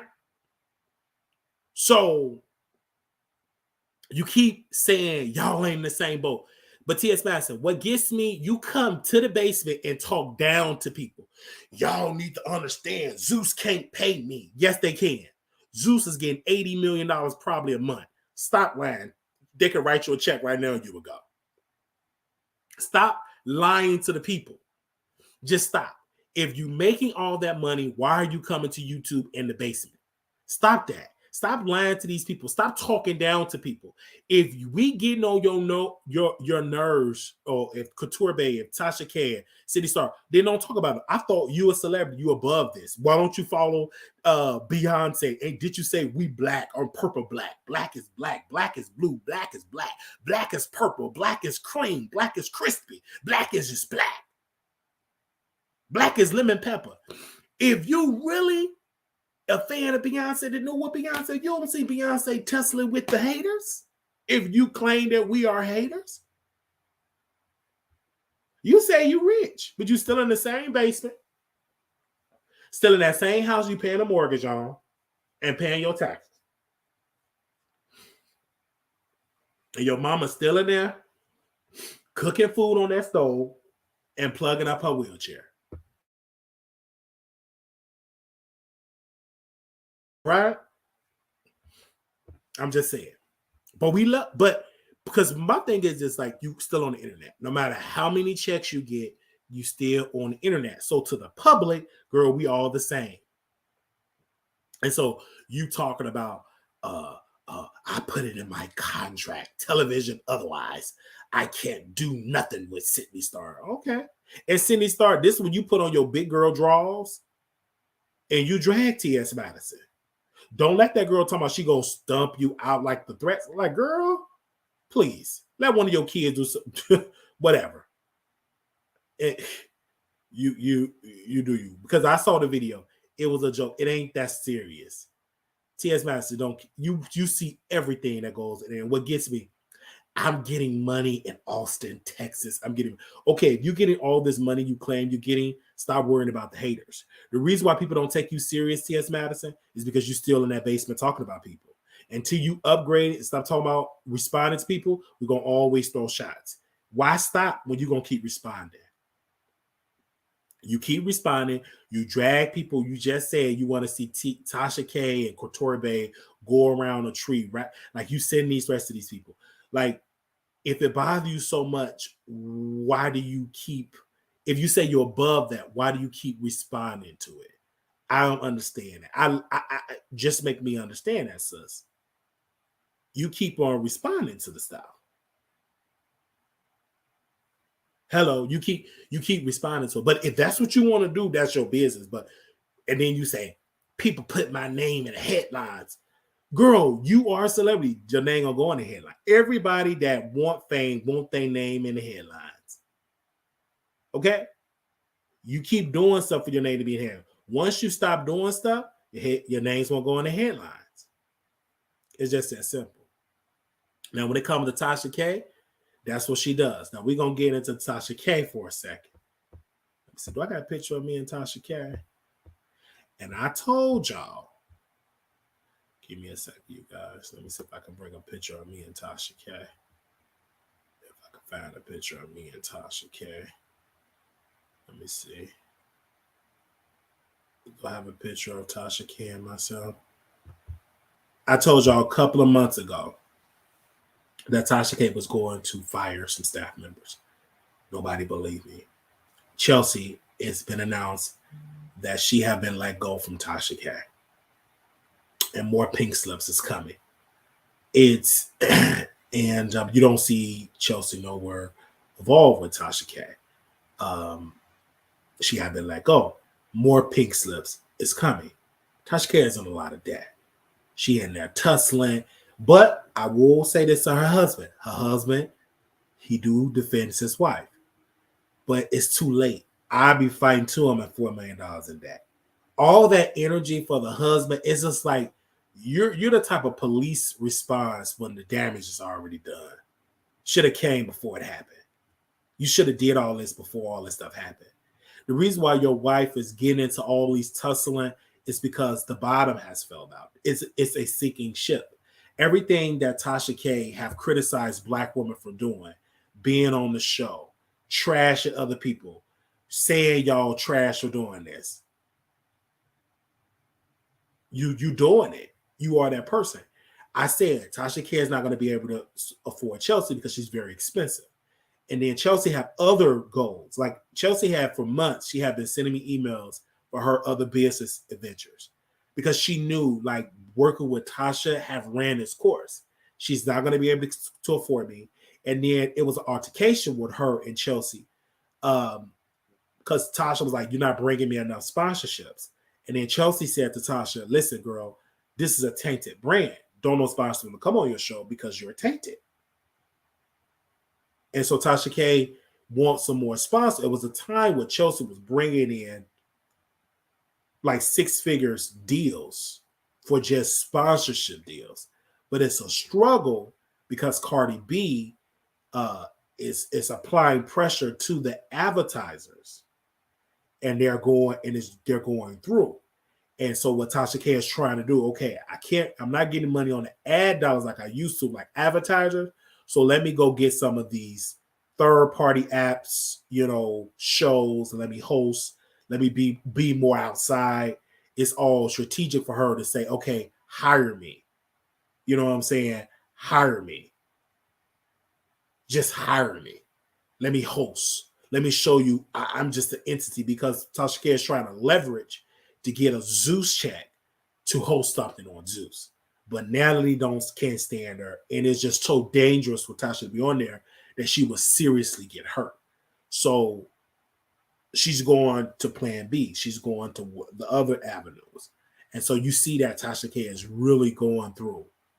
And when I tell you that Tasha K and all of these other people that is listening to Tasha, it's rough for her, but she's trying to make it because number one, the brand is she's still Tasha K. She still got a cult follower. People still love her dropping wine glasses, but it's still a part of the business that she struggles is bringing in the revenue. Tasha need to bring in about $800,000 to $900,000, $1 million a month. She struggles with that. It's rumored that Tasha K is not rumored, but this is what Tasha K is. So people are telling me close to decide, like Tasha K is telling her staff, I should be like Funny Marco. I should be getting all the A-list stars. I'm Tasha K. Like she told people like that. But her staff, when they send an email saying, hey, this is unwiped, they don't go. They don't go. And then they're bringing her numbers like $40,000, $60,000, $70,000, $80,000 for an appearance to come on Tasha K show. Like, if you want me, you gotta book me for that amount of money. And Tasha K just don't have that type of liquid cash just to be paying guests to come on the show, because there's a you got Vlad TV pay guests. You got the other podcasts. They got money. They reinvesting to get guests. It's all about the money. And that's something they have. But one thing that she do have, she have the neighborhood talk. But so now what she does now, okay, I can't get guests to go viral. So I would just say the most controversial thing, call Kyle up and say, hey, Kyle, he go 4,000, post this on the neighborhood talk. And that's what you noticing, that she paying him like $4,000 or $5,000, and then they just start posting Tasha K. And then if it's dry, like if they talk, if they don't have any stories, she'll send Kyle a couple of thousand. Okay, post this old interview, because Kyle was so good in putting those captions on her stuff. So that's how it goes. Because the Shade Room will post her, but she don't have the Shade Room type of money right now. But she do have the money that Kyle will take, because Kyle will take it because Tasha K, number one, brings in the engagements. Number two, I would take a $2,000 or $3,000 payment. But if you want to do it on the Shade Room, that's about 8, 9, 10, 20, 30, 40, 50,000. And so what Angie does with Tasha, they give an amount and they try to make it so high. So at least if we get backlash, we can sleep at night knowing that this girl gave me about $80,000. So she want that. And then when it comes to Jason Lee, she stopped dragging him because Jason is outdoing her in the numbers. Like, Jason outdid her because something that Jason have. Number one, he's messy, but number two, his business is not messy. Ooh. He messy, but his business operation is not messy. It's not in a disarray. Tasha K is messy and her business is in a disarray. Jason Lee, yeah, he messy, good type of man, but that machine is strong. And see, Tasha K, she stayed in the South. With Tasha K, she should have went to LA and rubbed elbows. It's too late. And then she drugged Jason. And then Jason got power. All of these publicists, all of these business folks, and all the phone calls. That's why Tasha K, she can't win. She is struggling. So now Tasha K said, well, listen, I'm going to go to Miami. I'm going to get the Miami guests. But it's not strong enough to push her forward. It's not strong enough. And so she's really struggling. Now you're seeing her husband tussling, lawsuits coming down, the dude about to sue her. So it's just like her business is not good. Like, yes, you're getting dragged. Yes, you're getting engagements, but you're not getting the A-list stars, the $4 million views. When the last time you seen Tasha K getting that? Jason just celebrated.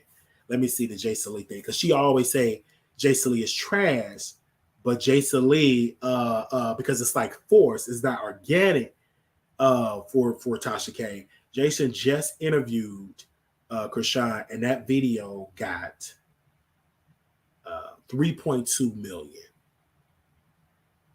3.2 million. Bobby Light, 624,000.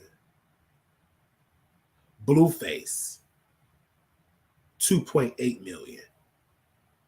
And then let's go to Tasha K. She's more so a live girl. She do live streams. 49,000, 131,000. Her just crying and forcing Cardi B to accept her and drop the thing. 196,000, 80,000, 61,000. So she's trying, even all of that she doing ain't coming close to what Jason Lee have, because what Jason did, he was patient, he studied, he leveraged his relationships. Hollywood Unlocked brand is so strong. And the beauty of his brand, he's just not a live streamer. He does award shows. He had the vice president of the United States, took a picture with the vice president of the United States. He have all that. He have investors, and that's something that Tasha can help. And he don't have a $4 million debt hanging on his head.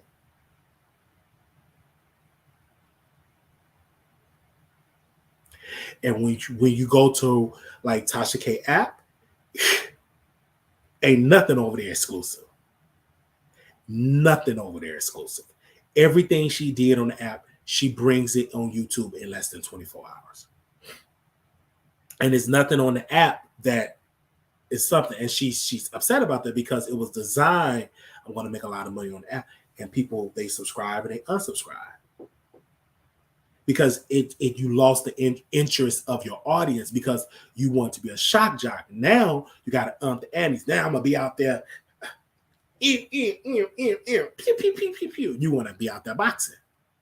And that's not even working because the views still have not jumped. Great. Only next up, Tasha K is going to leverage. And I want you all to hear this. She's going to be on reality TV. You're going to see her on Zeus. I'm going to say it again. The next thing you're going to see for Tasha K, you're going to see on reality TV. She's going to do reality TV. Yeah, she's going to be a host. You're going to see hosting. Next is they're going to give her a show. She's going to talk about Cardi B, documentary style. She's going to do a host.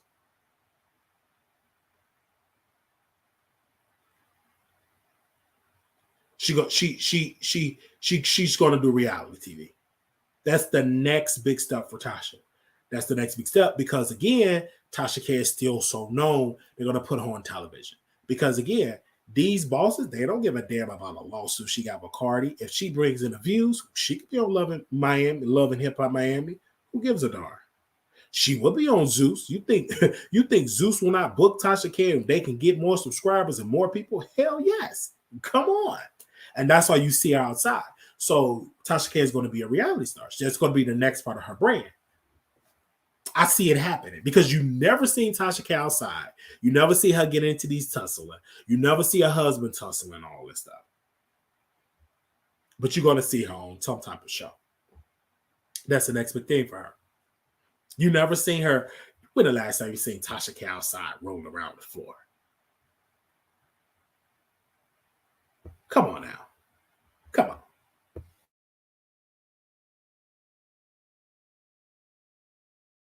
And the lawsuit, thank you, Mama. Mama got it. The lawsuit, it hurt Tasha because she burned the bridge of getting A-list stars. Like that would burn the bridge. Like she did a sacrifice. She did that. She got sued. But I don't see not one A-list star like Blueface. I use him as an example. He's A-list because A-list is not what A-list was 20 years ago. He didn't even go on her show. His mama went, but she's not a A-list star. She always get people that's far away. And I know people is judging Tasha and they're watching, and it's a lot that she's going through. When you start seeing somebody's husband throwing these hands, it's a failure over there at Tasha K show. It is a failure. Her operation, her business is crumbling. It is a crumble in her business. I think it's just really, really a crumble. And it's something. And when I saw it, I said, it ain't really that good. It is crumbling over there at Tasha K. It's crumbling. It's crumbling. And she knows it's crumbling. And I got to reinvent myself. So you will see Tasha K on Love and Hip Hop Miami. You're going to see more so her husband. Because he's going to save the brand. You're going to see more of him start talking and being on the show and stuff like that. It's crazy to see this, but it is happening very quickly, very fast. And And now we're in a new year, and everybody's talking, everybody's seeing it, and she's tussling. And look how the tables have turned. Jason Lee was struggling in views, and now Jason Lee not struggling. Jason drags A-List live on the Breakfast Club. All Tasha got to do is do a story outside, and Tasha got to do it. It's just like she burned a lot of stuff. I don't think she should have jumped on Charlamagne the God. I think she should have stayed on his side. She messed that deal up. A lot of deals, Tasha K she messed up. Her mouth got her in a lot of trouble. And then she tried to do damage control. And when she do the damage control, guess what? They don't believe it. They said, F us, she trash. She tried to get up and do the damage control. Like she'd get up and she said, let me do the damage control. Let me get up and do this damage control. But it don't work. But she tried, but it don't work. It don't work at all. Baby, when I tell you it don't work at all. Okay? They said Joe Budden back cool with her. If we don't care about cool, I want to see what he put on the show. See, that's the thing. You probably don't want to be dragged, but is you putting her on the show? That'll let me. People always say they back cool. Until I see Tasha K on the show and you release that interview, then I can say it's cool. Okay? All right? So we will see about the whole Chelsea idea. Listen, my sources don't lie. We giving y'all good coverage. Many people didn't even know her son was in Africa being a child soldier over there in the Congo. I told y'all, he training over there. The Congo getting overthrown. People say, go to Africa, please. Congo filthy. The people over there don't have any money. They're getting displaced. And her son is over there. His dad just released a picture of the son. He in his military gear, eating food, African food, eating some fufu and jello rice. And he's out there just being a soldier. And he's out there on the front lines on the Congo because they're running out of grown men in the Congo. And they're using the children. They're using the son. You know what I'm saying? They're using the son out there. He's out there tussling and going through the huts over there in the Congo. And that's exactly what he's doing. All right? That's exactly what he's doing over there. And then his daddy posted because he's so proud of his son being on a warrior out there eating with his hands. You don't have any forks over there. Eating out of breath, just tussling. And you see a big old rifle right there. And he's eating very quickly. And they were able to glance a picture. And so when you study the War of the Congo, and you just Google Tasha K's son, and you're going to see him in military garments, in a military dashiki, all right, and he's over there in the front lines, and that's what he's doing. He's right over there because a lot of people don't know his father used to be a child soldier. He's grown a little bit of weak. But he get that military training now, so he's able to tussle and everything like that. But now the son, he's over there in the Congo, and I don't know if you all will see him. And we're right there in the Congo, over there with the Tutsis. Y'all know the Tutsis and the Hutu, the Tutsis. That's from Hotel Rwanda. A lot of those, the answer, they're gone now. So now a lot of them is the Tutsi children. And I'm not talking about the Tootsie Roll. I'm talking about the Tootsies. If you just Google the Congo, you see children tussling in the streets. As we speak, they're tussling in the streets. I know we're worried about what's going on in Israel, but we look at the babies. They're out there right now. It's about whatever time they're out there in the Congo. They're out there in cars, in Ford trucks, tussling. All right? So again, that's what she had to do. She had to do that. And Tasha K is hiding some of the wealth. She's funding some of the Tutsi rebels. She's funding some of the Tutsi rebels with her income, funding and trying to wash the money out there in the Congo. So a lot of the money is out there. So That's what it is. And I know I got a lot of people out there in the Ford trucks. Okay. And so I know a lot of people out there from the Congo is upset. But again, I'm not going out there because I don't want to tussle. That's not my battle. I am an American. I'm an American, and I'm not going out there and tussling in the Congo.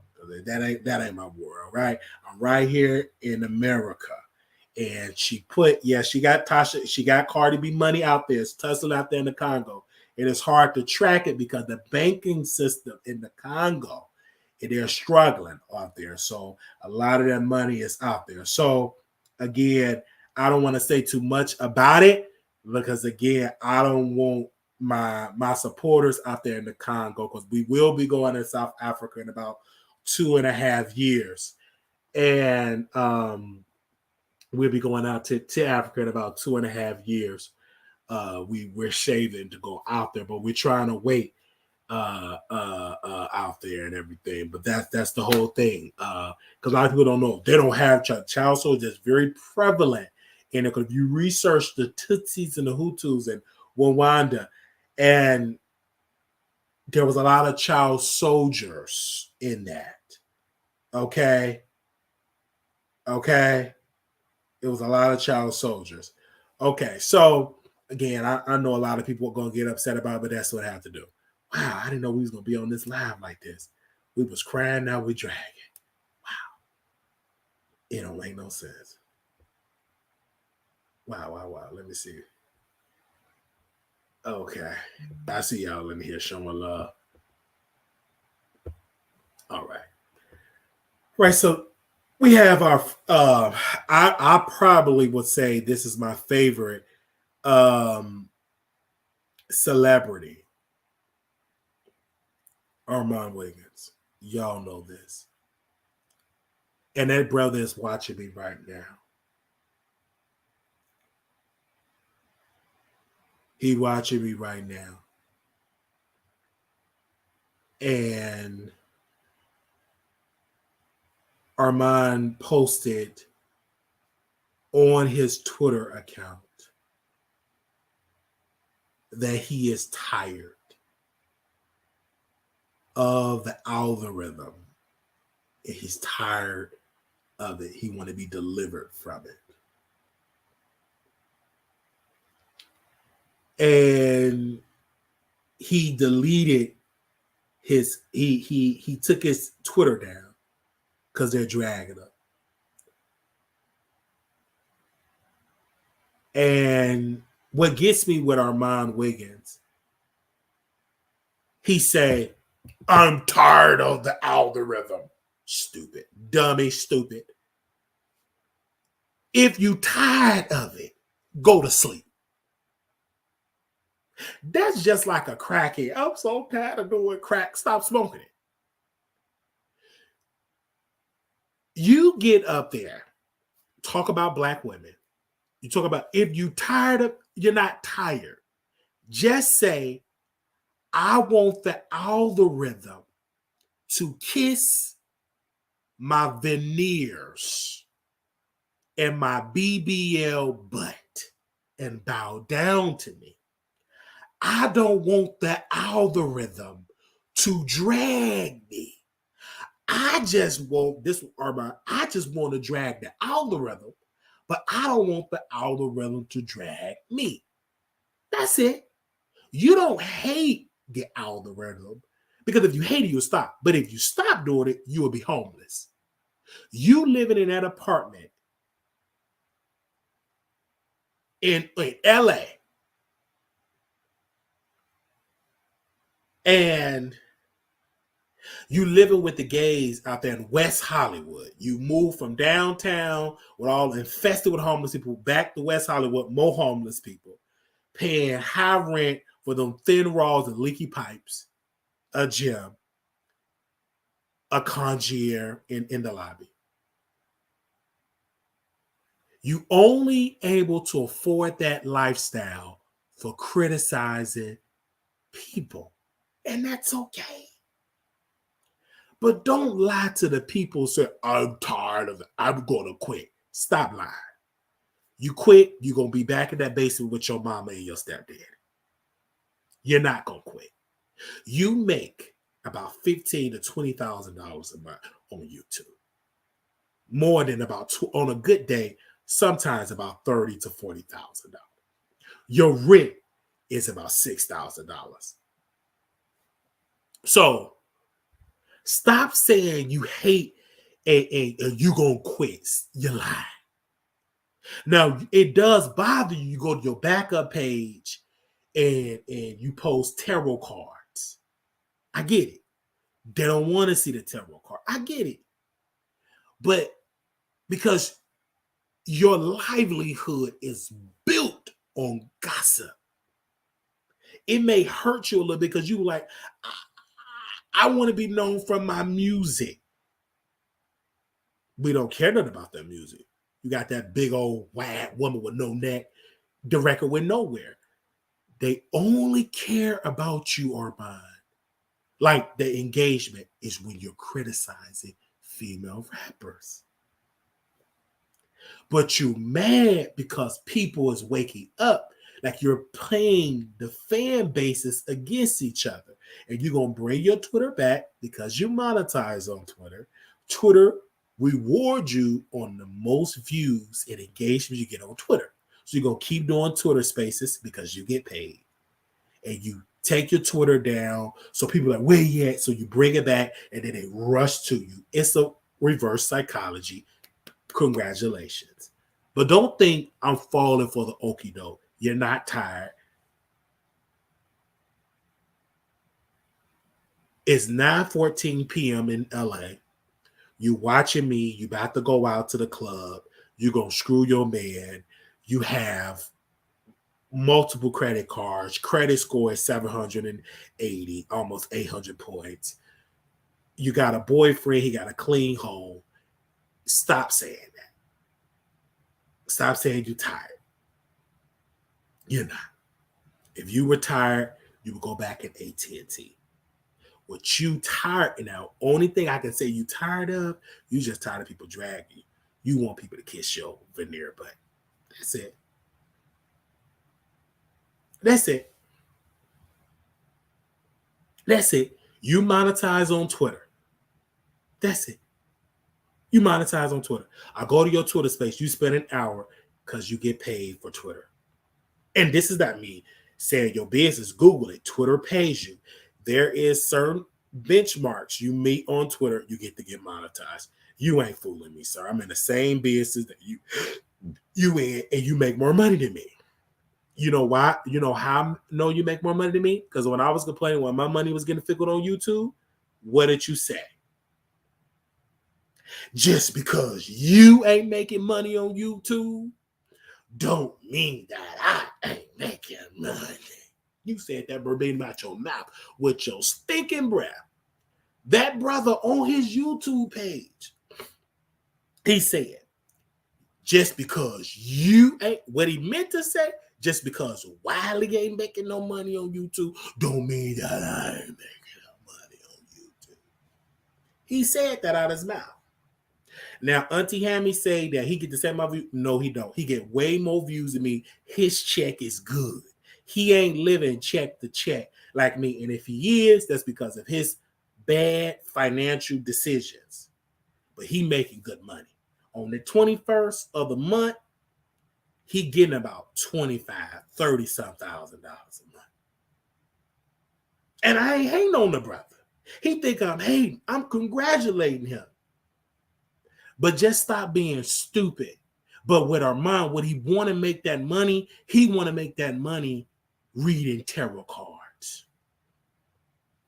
I wish I had some cards. I just want to say, you are a Sagittarius, and you walk down the street, Sagittarius, you're gonna run into a Capricorn, and high maintenance Capricorn on a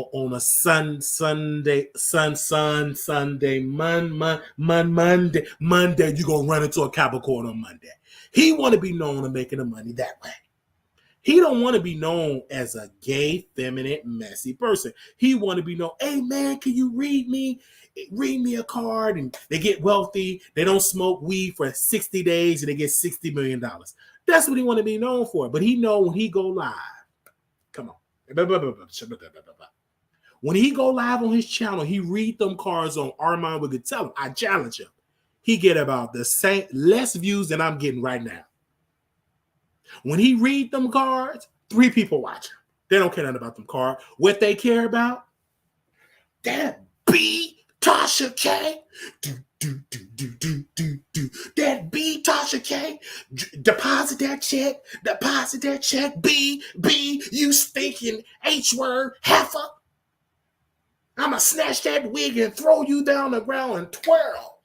That's when they send us, yay, we gonna do what we love you. I miss you, Armon. I miss you when you went live, and I just miss you so much. You see Larry Reed, feminine download man, Larry Reed, donate money. Now when he come and do this, yeah, y'all, reading the cards, okay, it is Scorpios. I need all the Scorpios. Deposit that check, send $25. Really nobody in the chat. They don't care nothing about that. People care about mess. Hey, Tracy, they care about mess. They care about mess. I told Tracy, you got that wig and that gold tooth. Show them people that gold tooth. They want to see mess. Tracy know that. Tracy would see you from the B sector. They want mess. The reason why my numbers got fickle, they want to see certain people's in the title. They want to see mess. That's what I'm saying. Let me talk about my grandma first. Let me just come on. Let me talk about grandma. Let me blow on this thing and let me get messy because I know what my audience like. Y'all like mess. Okay, what you say? You want mess. That's it. You want mess. And it's okay. At least I'm not stupid enough. But I do like to talk about politics. I do. And I still talk about it. But I ain't stupid enough just to do a show forever just on politics. Not for right now. I'm going to talk about mess. Today was a political day. But I know pretty, you gorgeous self. When I get here, y'all like me talking, and y'all know it's going to be some mess. And we got to drag you. Now, if I read card, it got to be comical. Yeah, let me read a card. Okay, Tracy, you a Sagittarius. Okay, I see gold. Do you have a gold tooth? Yeah, I have a gold tooth. Okay. Gold tooth. Okay. On Monday, sister, I want you to get on the train, Amtrak. Go to Amtrak and ride the steps. Okay, let me in the car, you shovel the car. It's about 12. It's a number 12. I want you to ride the train for 12 hours. On that 12th hour, I want you to stand up and you're going to bump into your husband. That's what he want to be known for. Ain't nothing wrong with that. Ain't nothing wrong with that. That's what he be known for. He don't want to be known. Armon Wiggins want to be known for like his music. Like, dang, I got a Grammy, deposit check. Like he want to be known for that. The man is gifted. Yes, he's gifted. He's a gifted shit talker. And it's okay. He's a gifted shit talker. You understand? Gifted shit talker. It's hard to break it into music. He's intelligent. And I love how his audience, they say to me all the time, this is a low budget Armon Wiggins show. Thank you. Because he's a king. See, he like when I uplift him. That's why he watches. Because I know how to stroke that ego. He's a good-looking king. Attractive. Ooh, look at him watching right at him and his boyfriend just talking about him, drinking. I can see him right now watching. See, back in the day, he would watch and he would run the station. Too late, that flopped. So he watching right now. Big old, he got me on the flat screen, huge. That apartment, it smell good. I know it smell good. His boyfriend, I see it in my mind. They cuddling. And they watching me, his boyfriend watching. Good looking, just watching. Why looking? Because I know how to stroke the ego. His name is in the title. Only people that talk about him, me, Couturbe, Auntie Hammy, he watching right now. Cuddle with that man with no clothes on, cuddling, watching Wiley. And I'm happy. Shit, I ain't gonna play it. I'm happy he watching. Cause I go back to our Armon Wiggins show and I try to watch to see is he watching? And you know, I'm gonna pray for over here. And every time I pray, my people they watch. I remember one time Armon Wiggins, you know, Eric Aligo, Armon Wiggins was live. He was live one day. And that man was twirling. He was looking at their YouTube. They saw that search, and the first thing they said was the Wiley show. Do you know, I felt so good. Man, I went in that bathroom, got some Vaseline, and I stroked my chicken. That's how good I felt. I feel so good. I said, my favorite celebrity. Do you know when you really want some good poom poom and you really fall for this chick and this chick finally give it to you? You know, back in the day before you could just get it for free, you know, like get it, like they just give it to you like gonorrhea now. But when you're that girl you really crush on and they just give you some, you're like, man, yes, I'm blessed. Like when he put my name, like when I saw my name, like in his algorithm, I got a big old jar, stick 5 on my fingers in my Vaseline jar, and I got to work. It was so amazing. And I had to use the toilet too. And I stroked it. Yes, I did. Because I like to see people talk about me. I like that. I love it. I will go and Google my name. I don't care if you got 3 people. It was one lady. Because I told put people name in the title, they will watch it. It was one lady dragging me. Yeah, Wiley, BMFer, B, you stupid B. She was just dragging me, walking on her block. 3 people. It was about 3 viewers. But she was dragging me because I Googled my name every single day and see who talking about what. You ain't know you made it until people put you in the algorithm and talk. When I know I got a hot story, when I talked about Tasha K's daughter, people put my name. It was this intelligent, good-looking military man. Never seen that man a damn amount of good look. I know he smelled good. I know everything about it was good. Good man. He was talking about what? Yeah, Wiley, you were alpha. Alphas don't talk about children. I said, okay, daddy, I ain't gonna talk about no more children. That was Zaddy. Zaddy went live, good looking from New York City. Put my name in the title. So that's why people talk about people like that. And that's why Armon Wiggins, he stopped talking about me because then people, they start putting my name in the title. But I work for that. When you make it, your name will start going in the title. And you ain't go back, and then you ain't go back to control it. It's gonna happen. Your name go in the title. But Armon Wiggins get mad because he want the name, he want everybody to sing his praise. That ain't life.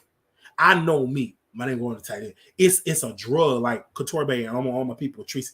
Like when I do my shorts, man, when I see them comments, even though not 100% of them comments, they drag me. Yo, you stink, you dirty, yo, yellow teeth, you got crusty nose, crusty boogers out your nose. It's just like they drag you, but I look at the numbers. I'm like, whoo, yes, keep dragging me because you can't stop it because you can't win against the internet. I'm telling you right now, you can't win against the internet. So I just deliver my job, but I do it. I leave it alone because people, they talk about you. And I'll never forget, I called to my mother. She got off the city bus. She was working. She was a city bus. She was living in low-income housing. And I got her on the show, and she called in. And she said, my mother said something to me. She said, Marquise, in this business that you in, baby, you got to learn how to get out of people. She said that to me. She said, baby, in this business that you in, that YouTube stuff, you got to learn how to get out of people. She said that to me. So if you can't take people talking about you, stop doing. Get out this business because they're gonna always talk about. Okay, how nice you is, so nice, beautiful, good looking. Somebody gonna say something about it. And if you got an eye like me, you know people gonna talk. That's the first thing people see.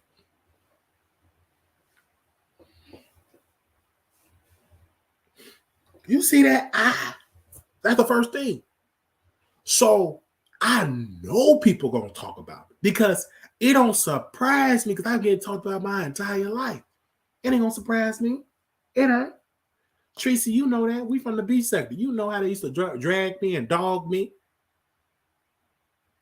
My nose was running. They said I booger sugar. There was one lady with alopecia. Some of her skin was some of alopecia or some that Kalisha. She got on live and she said, Wiley got that booger sugar. That's what she said. Because my nose would run, you know.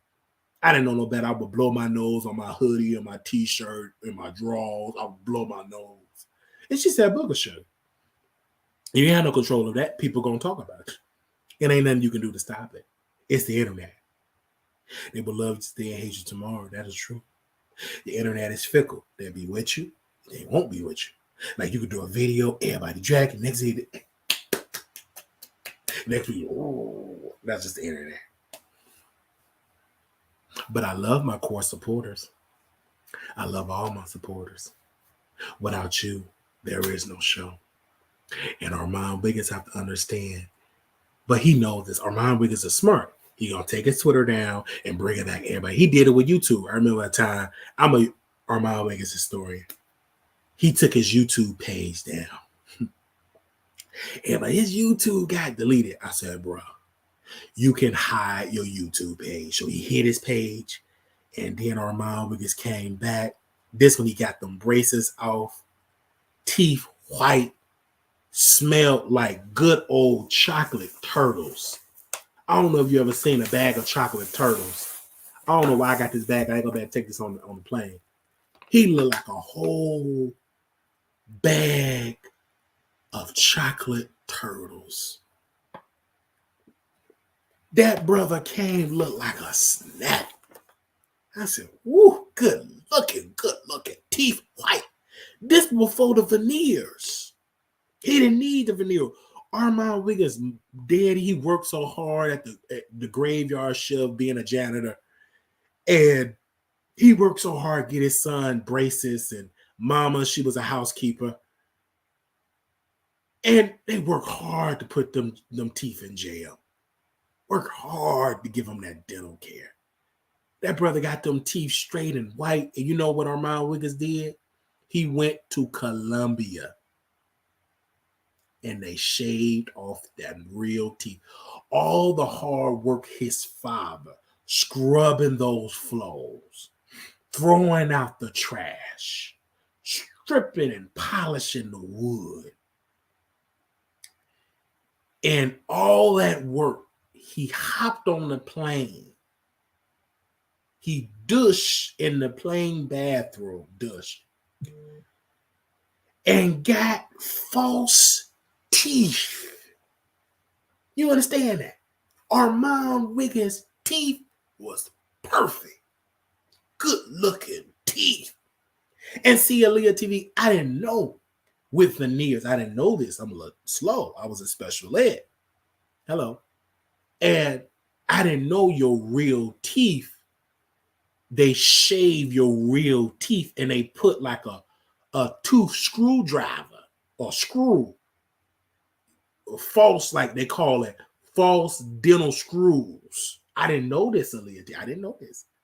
They put a cap, of falseness. And then he got his teeth fixed, and then Tasha K got on the plane. This before she shipped her son to Africa. Got her baby on the train. And on the plane, I'm sorry. And she shaved those real Nigerian teeth. And they screwed on false teeth. And she got up, got back on the plane, and she came back. And then all of them start having toothache. Because then Armon said, I gotta get a root canal. I got the black stuff on the tooth. What do they call that? Toe jam. Some of the tooth. His teeth start acting up. It start rejecting his body. Those false Mexican teeth. It start rejecting his body. So he had to go back to the dentist and they had to scrub the teeth, put a root canal. It started affecting his mouth. Yeah, D-Law, I'm preaching. And I didn't understand. I said both of them was having teeth problems. Mexican teeth, it was swollen. And they all in the hospital. I have teeth problems. Armon Wiggins went to a 24 hours dental office. I didn't know they had this. Talk back to you in the chat. He in the waiting room in the parking lot, waiting for his number to be called. He on the show with Milagro, waiting on his number because he was having a toothache. So you mean to tell me you putting screws on rotten teeth? And I'm saying it from the heart, people. I'm not hating. Because if I can afford to do some more of my dental work, I do. I can't afford it. But get a deep clean, $122 at each quadril. $122 each quadril. So when y'all give for my birthday, I'm going to fix it. I'm going to treat myself to a deep cleaning. Talk to everybody. But I ain't hating. But my thing is, they got to do what they got to do. I just say Armon Wiggins' teeth was more beautiful than this. It didn't look that wide. It was really chocolate, good looking tooth. It was good looking. But because he started looking at the celebrities and he started looking at celebrity and they all started looking like that, like a cartoon character mouth. He started following that trend. You hear what I'm saying, people? He followed the trend. And so now he watching me right now, and I know his mouth hurt. It hurt. I know it do. And he regret getting those veneers because, like I said, his father worked so hard, scrubbing them floors, putting on that walkie-talkie, swinging that mop back and forth, putting the trash in the garbage disposal, getting on the elevator, pushing that cart, and saved up his money to buy his son some braces. Hey, and to turn on the computer and to see your son going to Colombia, drilling in his mouth with no anesthesia. They just drill it. Don't speak a hick of English. Just drill it.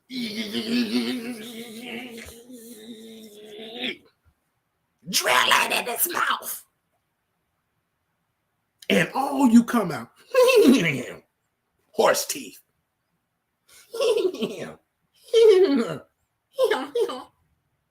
All of that for some horse teeth. Because you didn't love yourself. All that for some Colombian horse teeth. It make no sense. Colombian horse teeth.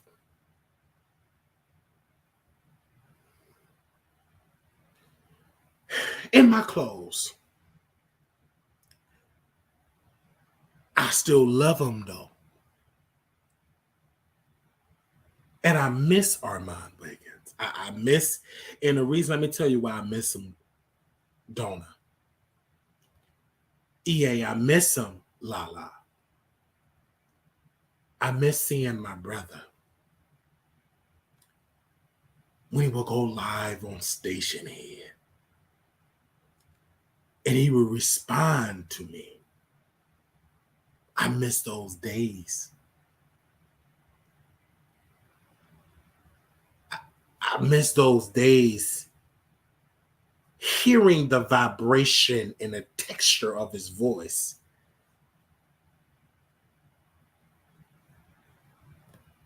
Live on that phone.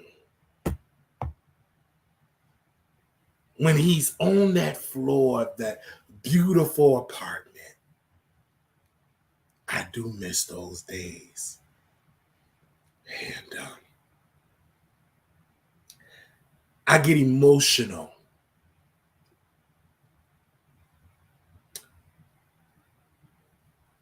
Because I love that brother. And I don't know if he watching, and I don't know if Pops is frying the chicken, is bringing him some water. I want you to know, Armon Wiggins, I love you.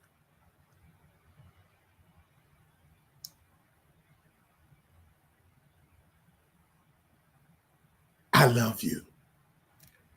And that's all I'm going to say about that. And I cried enough.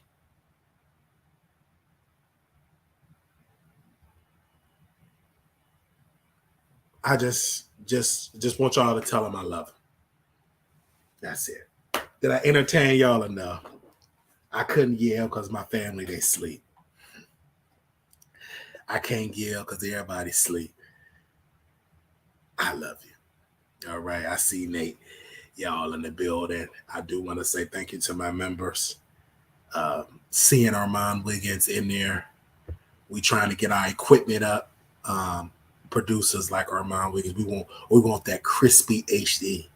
So I'm ready to get back to Dallas. I want y'all to pray for my traveling mercy. We need y'all to give. Y'all know when we travel, we need y'all to give. We thank you. It was a person sent me a birthday gift to the Cash App. They sent it early.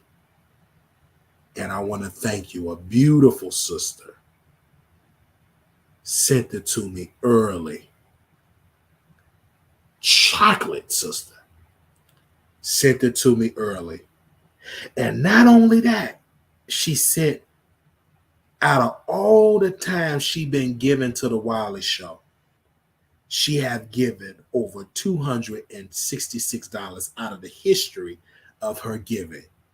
Out of all the transactions she have given to the show, she have given $266. And sister, I want to say thank you. And I got to go because I got to get back to Dallas and be in a thought. And I need some fun because I can't have it here. Because when I come here, I be getting the crowd. I get in my grandma's room. I start saying, you know what I'm saying? And I love you. We will be going on stage yet. I can't go to sleep. I got an early flight. But I love y'all. Do we want to take some phone callers? I love y'all. And thank y'all that give. Keep giving because, you know, we need to travel because my bank accounts is low. And let me tell you why. I got to get a car. It's not feasible, if that's the correct word, Aaliyah TV, to take Ubers and Lyft. That adds up. I need to get a car note because I take too many Ubers and Lyfts. I need a car. And I checked my accounts. My advisors just tell me I need a car. Is that pretty? Pretty said he loved me. Oh, did he say? Did you say you love me, or did you say good night? Did you say you love me? Pretty handsome. Pretty handsome. Oh, that's there. If I can't wait to get to see him, I have some good-looking men in this show too. I can't tell you right then and there. We had somebody else that sent a beautiful donation in the chat. They you know, you have not because you asked not. And we want to thank y'all so very much for coming through giving. And somebody sent me a happy birthday already. They said happy birthday. They sent a beautiful donation. And they said how long I'm in Dallas. I'm in there for about a couple of weeks. I'm in Dallas a couple of weeks. And only because I try to go is what happened to my car. It's done. Like the transmission, or I think it was the transmission. And I know we had engine problem, but then he said the transmission was out. And so it didn't make sense for me to continue to fix my car. It was it. The AC went out. Like we had it since 2018. We had it for a long time. AC went out, and I'm driving a car trying to pick up my date, sweating, driving, going to South Dallas because most people was in South Dallas, picking up from homeless shelter, South Dallas, no AC. And then one day I tried to start it up, that it was out. So we told it to the shop. He said your transmission going out. I said, what's that? He said he told me this is just out for a new car. I had it forever. I take it to the same shop. I took it to the same shop since I had the car. I took it to the same shop. He said it's time for something new. You had it forever. I think it had about 170 some thousand miles. I had it for a long. We drove that sucker. It's just time for something new. And it was a old it was a Scion, a 2-door. So it just some time for something new. We paid it off and everything, just something new. So so we gonna get something new. We're gonna go to the shop and we're gonna get another car. And instead of paying Ubers and Lyfts, because we spent a lot of money for Ubers and Lyft.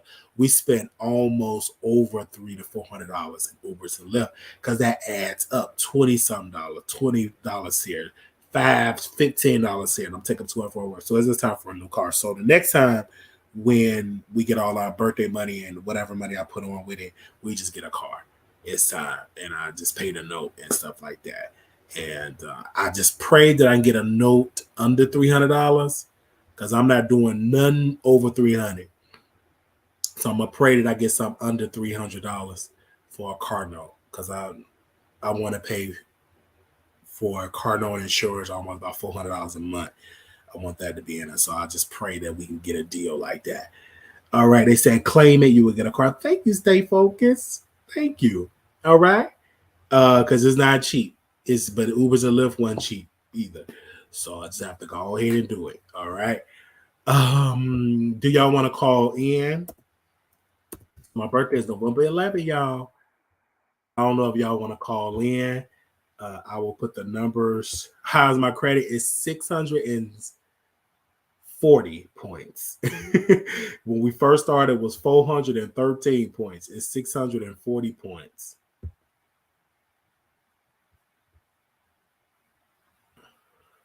$640 points. So praise God for that. We gonna get it up. Oh, okay. Somebody send me a good thing. Okay. I see somebody send me a text. I ain't gonna say that out loud, but thank you. We gonna do it. I already have like the car lot that I'm gonna go to. I'm gonna go to the same one I went to out there in Plano, Texas. Really nice. They said I'll call in Saturday. I'm all okay. I'll call in Saturday. They said a car I know the car interest rates are high. Man, don't you know it? It's high, but these Ubers and Lyfts, like when I get from the airport to here, to my mom's house to the airport, baby, that's gonna be how much is that? Okay, that's the airport. Let me see. I'll check. I think that's gonna be.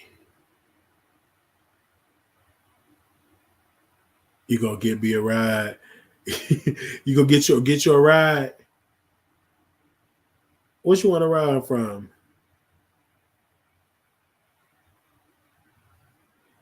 Yeah. Let me see. Let me see. It's like $75. Because my mom live right here. All right. Anybody want to call in? Everybody want to call? Because I know y'all got to work. Y'all on y'all way to work. Some of y'all off work.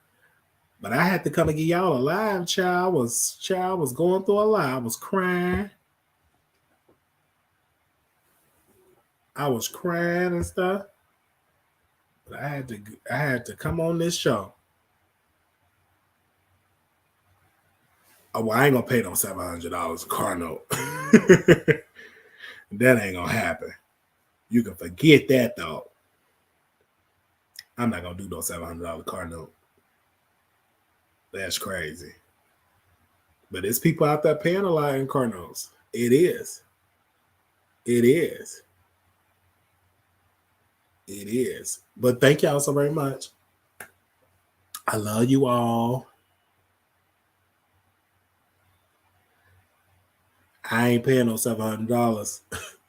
They said those some bougie people for that. This was so fun. This was fun.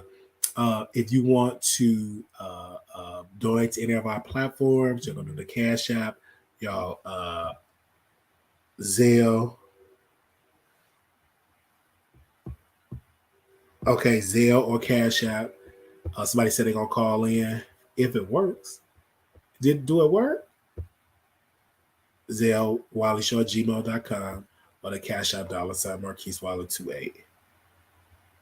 Thank you.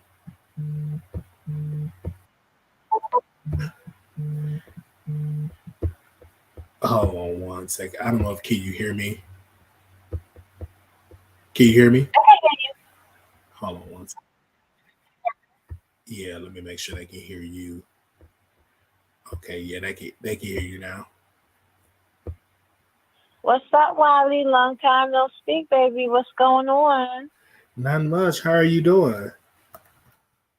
I'm doing pretty well. I just came to call in real quick. I just got one question. Yeah. Do you think that fight with Tasha K was staged and fake? It could be. I think it was fake because Tasha K wasn't even stumping him. She was shouting almost. She wasn't even kicking. But what was the reason for that? Was it to just go back into the algorithm? I think it's for a show. Okay. All for a show, which is crazy. It's all for a show. Everything that Tasha K is doing, you never seen her outside doing this. It's all for clicks and views, all for a show. But I think whatever app that is, what's that TV or something like that, it's something that she's trying to do. She's trying to be a reality girl. Cause let's get it twisted. Like people dog reality stars, but they get paid on them apps, especially Zeus. Zeus is paying more money than the Love and Hip Hop girls get. Like Zeus is paying over there. Like people criticize Zeus, they paying, but it's all staged. Because like when you look at the video that Tasha K did, she wasn't even kicking. Like she was like shouting. Like it wasn't no kick. Go to the video, watch her feet. She ain't kicking the person. That's the first time I ever seen her like look like something. Yeah, that's her. And you see how she was looking. It's all for a show, which is dumb. It's all for a show, but it's so what does Sidney Starr got to do with this? You said what? What does Sidney Starr have to do with all of this? What's going on with Sidney? She interviewed Sidney Starr, and Sidney Starr came on the show, and Tasha K Sidney was being messy because she brought T.S. Madison on FaceTime, and then Tasha K was arguing with T.S. Madison, and then Tasha K went live, and then Sidney Starr tried to clean it up. Oh, Tasha K paid me. Tasha K paid me. And then Tasha K was like, I ain't got it. We know Tasha K have paid, whether she paid her in a flight, in a hotel. Tasha K probably did pay Sidney just to get back at Tasha K.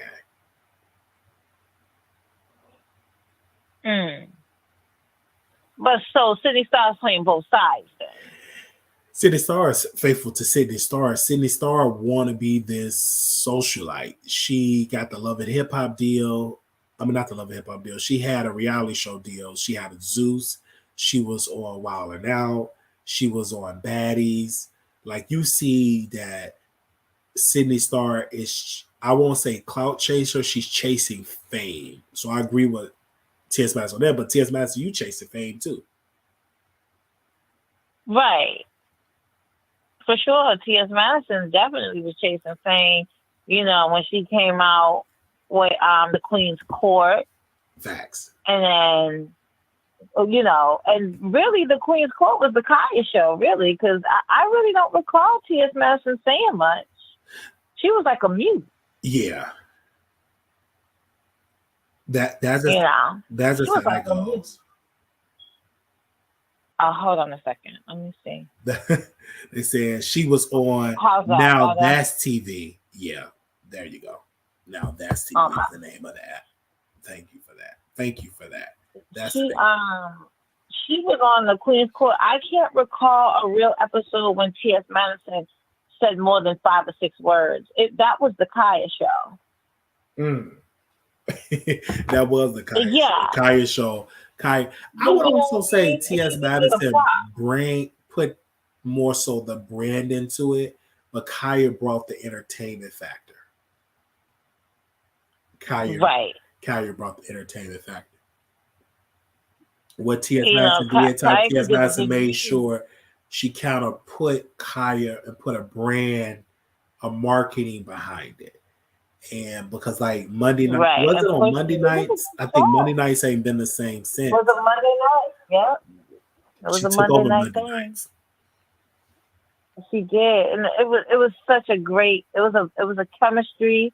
It was a vibe. It was they complemented each other in a way where Kaya did all the entertaining and reading, and T.S. really piggybacked off of that. That's true.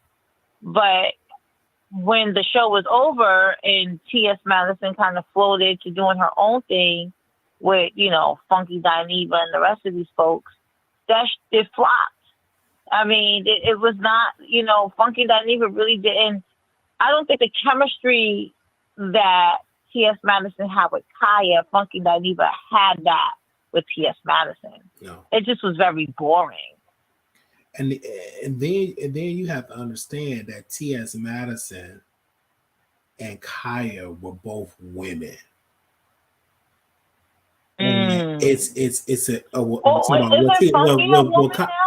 Kaya is more so a woman, but what I'm trying to say is the energy. Kaya was a woman doing it versus being a gay man.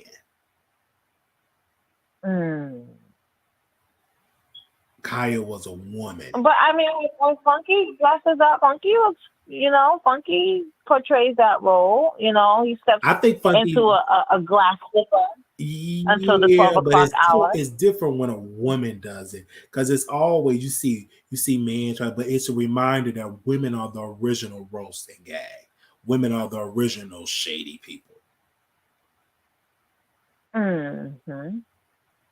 Well, I'd agree with that.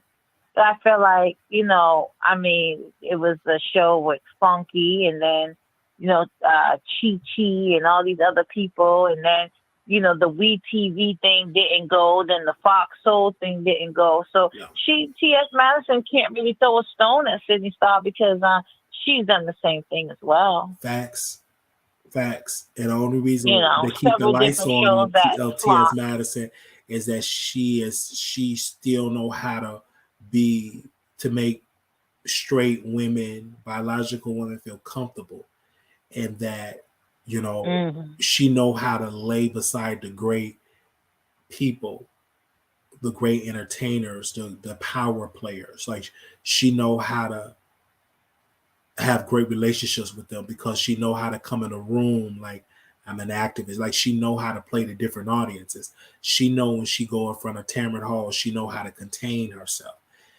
She know how to act in front of people with money, and then she know how to be ghetto. I never really liked Tamron Hall. I never could stand her, honestly. Yeah, she just doesn't do it for me. I want to see T.S. Madison on Wendy's gone, so like a Sherry Shepherd. Let's see how can she go on that show because Sherry is she's a really really shady character. She throws slight shade. Yeah. If you pick up on it. I agree. I want to see T.S. Madison on the Sherry show because Sherry's what we have right now. Tamron Hall just isn't it. Tamron Hall is giving you Dateline. She's very serious in the questioning. She wants to get deep down into when you was 2 years old, what happened in the room. I don't like Tamron. I just don't. Sherry's gonna give you, what happened with Beyonce. Give us some insight on that. Tamron's giving you trauma. Sherry's giving you laughs and giggles. So I want to see how T.S. would do with a Sherry Shepherd as opposed to a Tamron Hall. I agree. I will see it. I would see it. And I will say, and I don't think people should underestimate Sidney Starr or anybody because the same people we laughing at will probably be a mega star tomorrow. I tell people all the time on YouTube, you could be laughing at the Wiley show, and I could be on the big screen tomorrow. We are just one viral video away, one interview viral away of that moment, of that. So I just think that people that we look at now, we would never know how they would be. I always look at the Scorpion show at one time. They was leading it with great interviews. Now they back at work, working at Walmart and Burger King and in a call center. No offense, but who would have thought that they would be done on YouTube, their career's over, and they're working at a call center. Now, that's what I say. And who are we talking about? Who's this? Oh, I'm sorry. I was talking about the Scorpion show. If you don't know who they is, that's just to show how not relevant they are today. But they were a lead. I was a fan of them. I was coming out of school, watching them. People in the background, like it wasn't no live. It was pre-recorded. You have to wait till they upload that 3-hour live, and I would watch them when his nieces and nephews were children. Now they got kids, but I remember that. And so, but now, you don't know who they are now. A lot of some people out there say, "Who are they? Who are they?" So that's how, like, you don't know where people are going to be in the next year or two. Well, that's true. I mean, listen, your name is in the mouths of likes of Tasha K, Yes. Armon Wiggins, Donna, and all these other people. Conscious TV. Lovely T. People do mention Wiley. So Wiley, you are a household name. Yes. You know and what it's I going to mean? go further and So further and further. Don't downplay you. Further. Let's not downplay you at all, because the girls are mentioning you. Because there's people, they all up watching right now. Armon is up watching. T.S. Madison, Miss Mary got her chair charged, making her cornbread, eating. I know she's eating right now. Flame Monroe, she's watching. Who that, Mama Mary? Yeah, Miss Mary. Flame Monroe, the beautiful Flame Monroe, got her wig on a wig stand. Her bra on the curtain iron line. She's watching, smoking her cigarette, drinking her coffee. So these people are watching. They're sitting here watching. You know what I'm saying? And we love each and every one of them. We love them. So I'm trying to figure out what's going on with Armon, because I didn't catch that part. What happened with Armon? Going through identity crisis. Again? Always. That's what he does. He gets mad. When people start dragging him, he deletes his Twitter, and then he comes back, do his Twitter space. That's what he does, child. That man always do stuff like that. Maybe he's coming down off a high. He could. All that dope. When you're coming down off a high, you start going through withdrawals. You start taking things out on people. Yeah. I mean, I don't know what happened to Armon. So just the fall from grace, it's really sad. He ain't fall from no really grace. Sad. That man fall off that coke, that crack. And he used to suck shit, please. He fall from somewhere. That last little piece of white came out the bag. Right, he coming out that high, and then he'll be right back, twirling, shaking his butt, shaking his cheeks, snorting, tearing his back is hurt. He in the hospital, under amnesia, blah, blah, blah. That's what he's doing, the Latina. He's trying to get high. That's what that is. Yes. He's trying to find his new high. That's all that is. So he just trying to act like he going through something so he could go on him a binge, huh, Wiley? Absolutely. That's all that man doing. And then when the binge is over, he'll be back talking about he was sick. Yeah, he was in an emergency room. He's doing all for attention because he wrote on his platform, the greatest commentators is getting in a fight. You never seen Oprah in no fight, twirling on the floor. That was a stupid tweet. The greatest commentators have one tussle in their life. That's stupid. Yeah, he's bugging. He's probably getting high. Yeah, that's good. He didn't even have no tussle. His boyfriend did that 2-piece of that biscuit on that man. Not even Armon. His boyfriend did that. These people just need to stop. I know. Poor, what's his name was on there. He trying to get involved now. What's his name? Do not. Yeah, that's what Um, deny the same person. He's so intelligent. That man is very intelligent, but he just who do not? yeah, deny he's very intelligent man. He know how to be a fake lawyer. He know how to file stuff in the courts. Like the man is so devious. But then now he want to Yeah, be you gotta watch he him. want to be a Tubi fighter and Tubi fake MAA fighter, just Tubi fighter. He just want to start fighting people. Oh my But god. but he can be intelligent, but he just want to fight and screw white women. Isn't that he said he want to fight Saucy Santana? That's He him. said he want to fight now. Saucy Santana, Saucy Santana used to get beat up. Now she got security and everything. Saucy Santana remind me of the girls from around the way that talk trash on the porch. As soon as you get to the house, they go running in the house, and then the police are pulling up. That's what Saucy Santana get me. You know what I'm saying? He's talking shit from the porch. And then when the police pull up, he in the window talking more shit. You know what I'm saying, bitch? Please. Please. Moving on. And I don't even know how, I don't even know how, every time, it's like every time Young Miami get into something, here comes Saucy. Like, what is going on? I mean, but that's Saucy though. he should have been fighting for them to get that record. So, that poor record. Oh my God. I turned that on. I was into one song. I had to turn that off. I was just like, I can't do this. What is going on? It was just all over the place.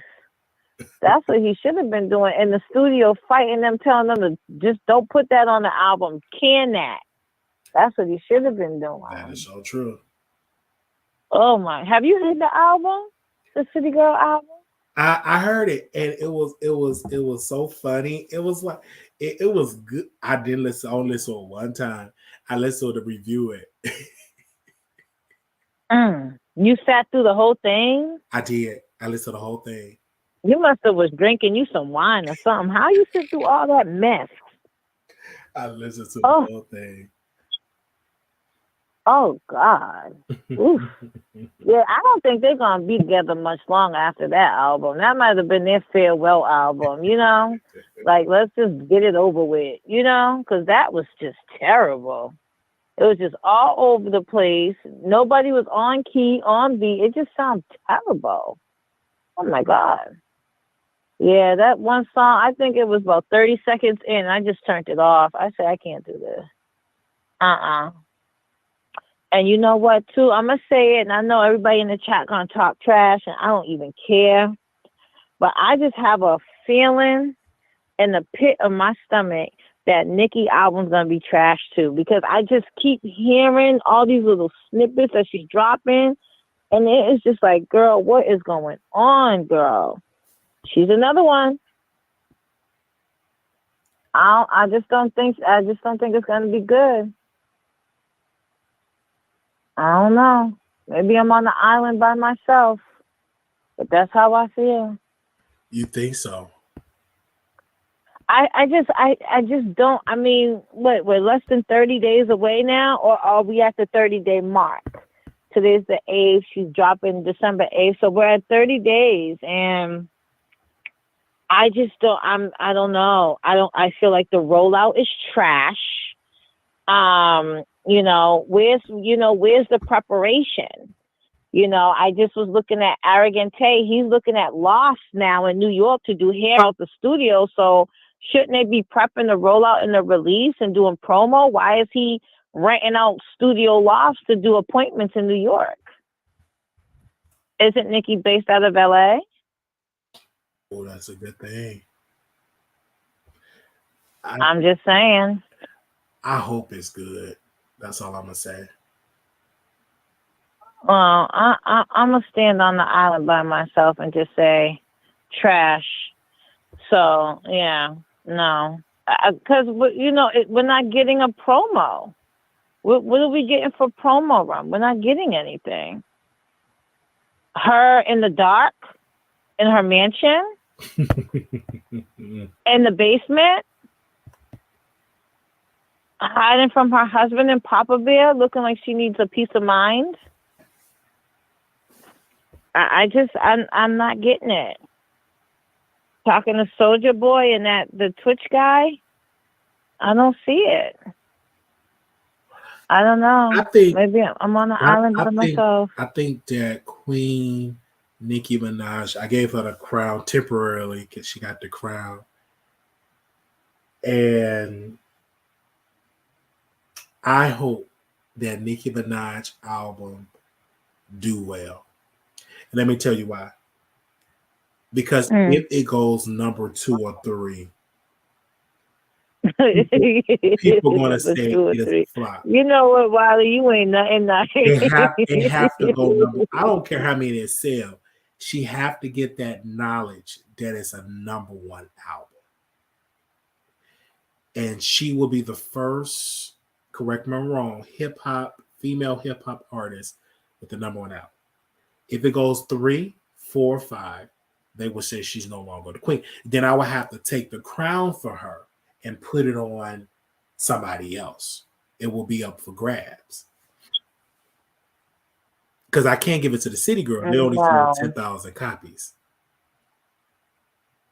I don't know what that. Well, I mean, they wanted to sell 10,000 copies.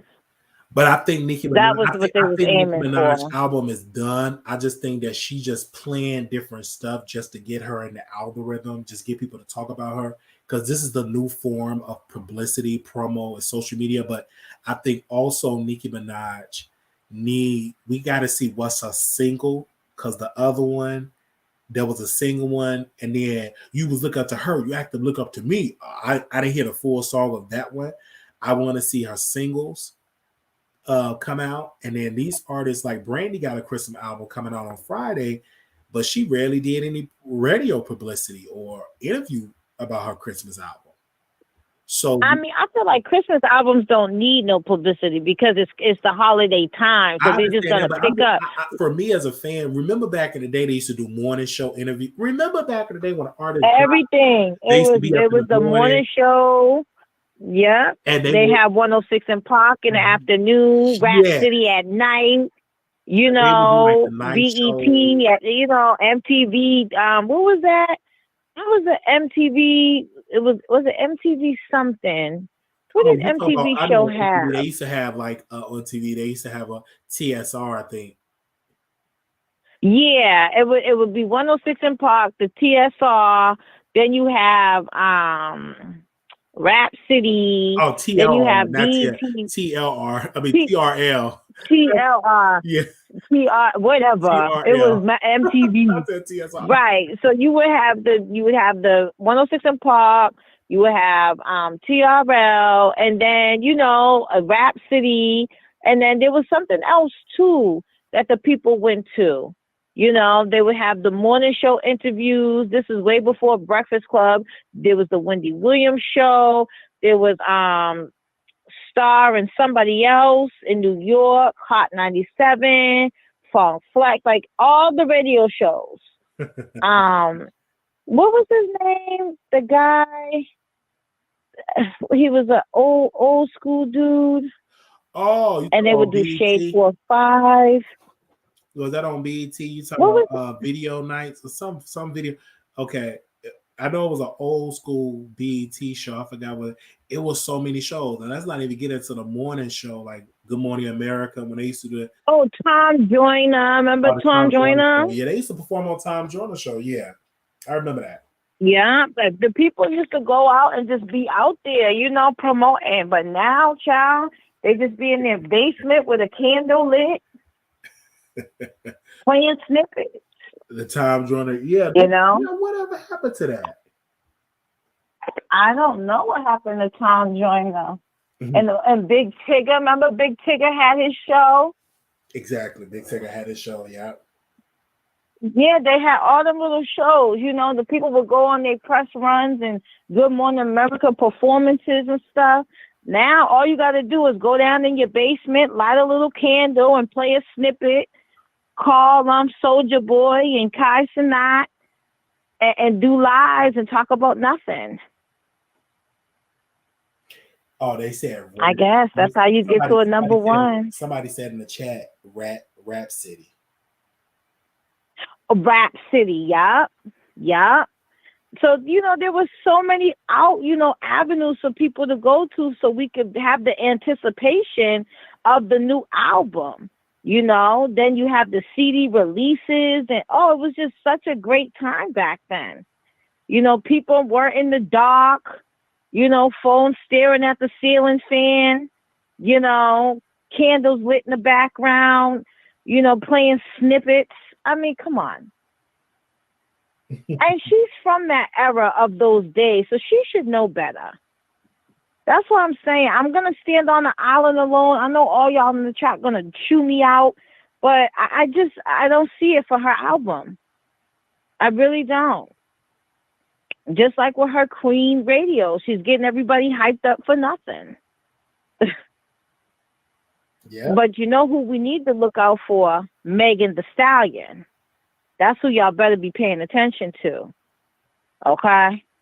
Because Miss Thing came out with that song, and granted, it was depressing and all that, but she's talking about something. I mean, your girl Nikki's not talking about anything. You look up to me, you don't look up to her. Like, come on, get out of here. Megan's talking about, real life, her being depressed, her man cheating on her. Megan's giving us something to think about. Like, damn, she's getting cheated on. Well, nobody stands a chance. Like, how's she getting cheated on? You know what I mean? Like, come on. Like, we're thinking with Megan. Nikki is still angry about who's looking up to who. Like, girl, get over it. We're looking up to Little Kim, just like you do, secretly admiring her. So I think we should be looking out for Megan Thee Stallion. That's who you need to give your crown to temporarily. Because you can't deny that video was everything. Oh, you cannot. Did you like the song? Oh, I love the song. Oh, Megan Thee Stallion, I love the song. Okay. And did you like the video? The video for me, I loved it. I love Bongos more than I love Cobra, because Megan's verse was just on fire. Maybe because she was a feature. That Bongos verse, yeah. It was everything. But I just think, honestly, this whole, I'm sorry, like the female rappers, they got to do something, because this, I don't know if you heard of the song To Be a Man featuring Darius Rucker, Mr. Dak. The country song? It's a country song, but I'm just telling you. I think I heard that, Dax and Darius Rucker. Yeah. That song. Maybe it's a good song. It's just a good song. I don't know, like the female rappers, maybe because they all rapping the same thing, so it's refreshing to hear that country record. It reminded me when Lil Durk did All My Life. That song, it was different from like drill rap. There's a message. They're giving a message. It was a message. They're saying something. There was a message behind it. So when I heard To Be a Man, when I heard that record, I'm like, wow, I've never heard a record to really uplift men and really talk about what men it's something, because women talk about women problems all the time, and women liberation, but I haven't heard a song lately about a man, what men go through. And I really, especially Darius' verse, I mean, the passion, the video, just like, I love it. And I'm a fan of Dax. Like, I'm telling you, this guy, I love him. I'm loving some of his other records he have. I want to go to his concert, and I can tell his fan base is white, but I'm a fan. I'm black. I'm a fan. And I love the record, because I'm so tired of just listening about yoni. It's good as wet. Yeah, it's getting tiring. It's sickening. It's like the same thing. So I was like, it was refreshing. And I found this song just on not on TikTok, on YouTube. Like they was playing it on YouTube on Kyle Neighborhood Talk, and I ran to Spotify and I listened to that record, and I listened to it over and over and over and over and over again. It's definitely a great song with with a message that resonates to Black men and all men. It's all men, yeah. You know, of what a man in this time that we're living in, what men are going through. Yeah. So I absolutely adore the song. Definitely 10 out of 10. And that's what made me. And I feel like it should have more traction. But you have to understand too, Wiley, that a song of that magnitude is not going to get what it deserves. Because it's not talking about... It's number one. Actually, it's number one is doing really well on the charts. It went number one and on a country chart, number one. And we will see. Where is it on Billboard? I don't know about the Hot 100 charts, but I know it's number one on the country genre on iTunes. Actually, well, that's record breaking to have two Black men number one on the country chart. Music, because country music is so dominated by white country artists, even though Black country artists are the pioneers of it. But just to see that is so refreshing, and I'm now. A lot of people don't remember that though, Wiley. They don't. But I love it, maybe because I'm becoming more and more a fan of country music, because it was a one song. You're gonna miss this. You're gonna want this back. These are the good old days. So country music. Wiley, it sound like you trying to get you an old piece back. You like the song, or you want that old thing back? I just feel like country music just have just messaging. Because I'm a fan of music. Like I remember just hearing that song, and then when you hear the lyrics, it just like it just even like K Michelle album, You Can't Raise a Man. Yeah, you know what, Wiley? Tamar Braxton. Wiley, you know what? Yeah, you are absolutely right. You know, because there was a country song. I don't know who it was. I'd be lying if I say I know the name of the artist. But he was white, and he was talking about, you know, how the wife cheated, and you know how it got him all down and out. But he found himself, he's back up again, and he got a new woman. Like they be really talking about stuff in their song. And like country music, they really have great storytelling, and I think that's why Black women R&B artists now are getting the more outdoing the man, because a lot of the women like SZA, what was the other one I like? Summer Walker. Yeah, Summer Walker.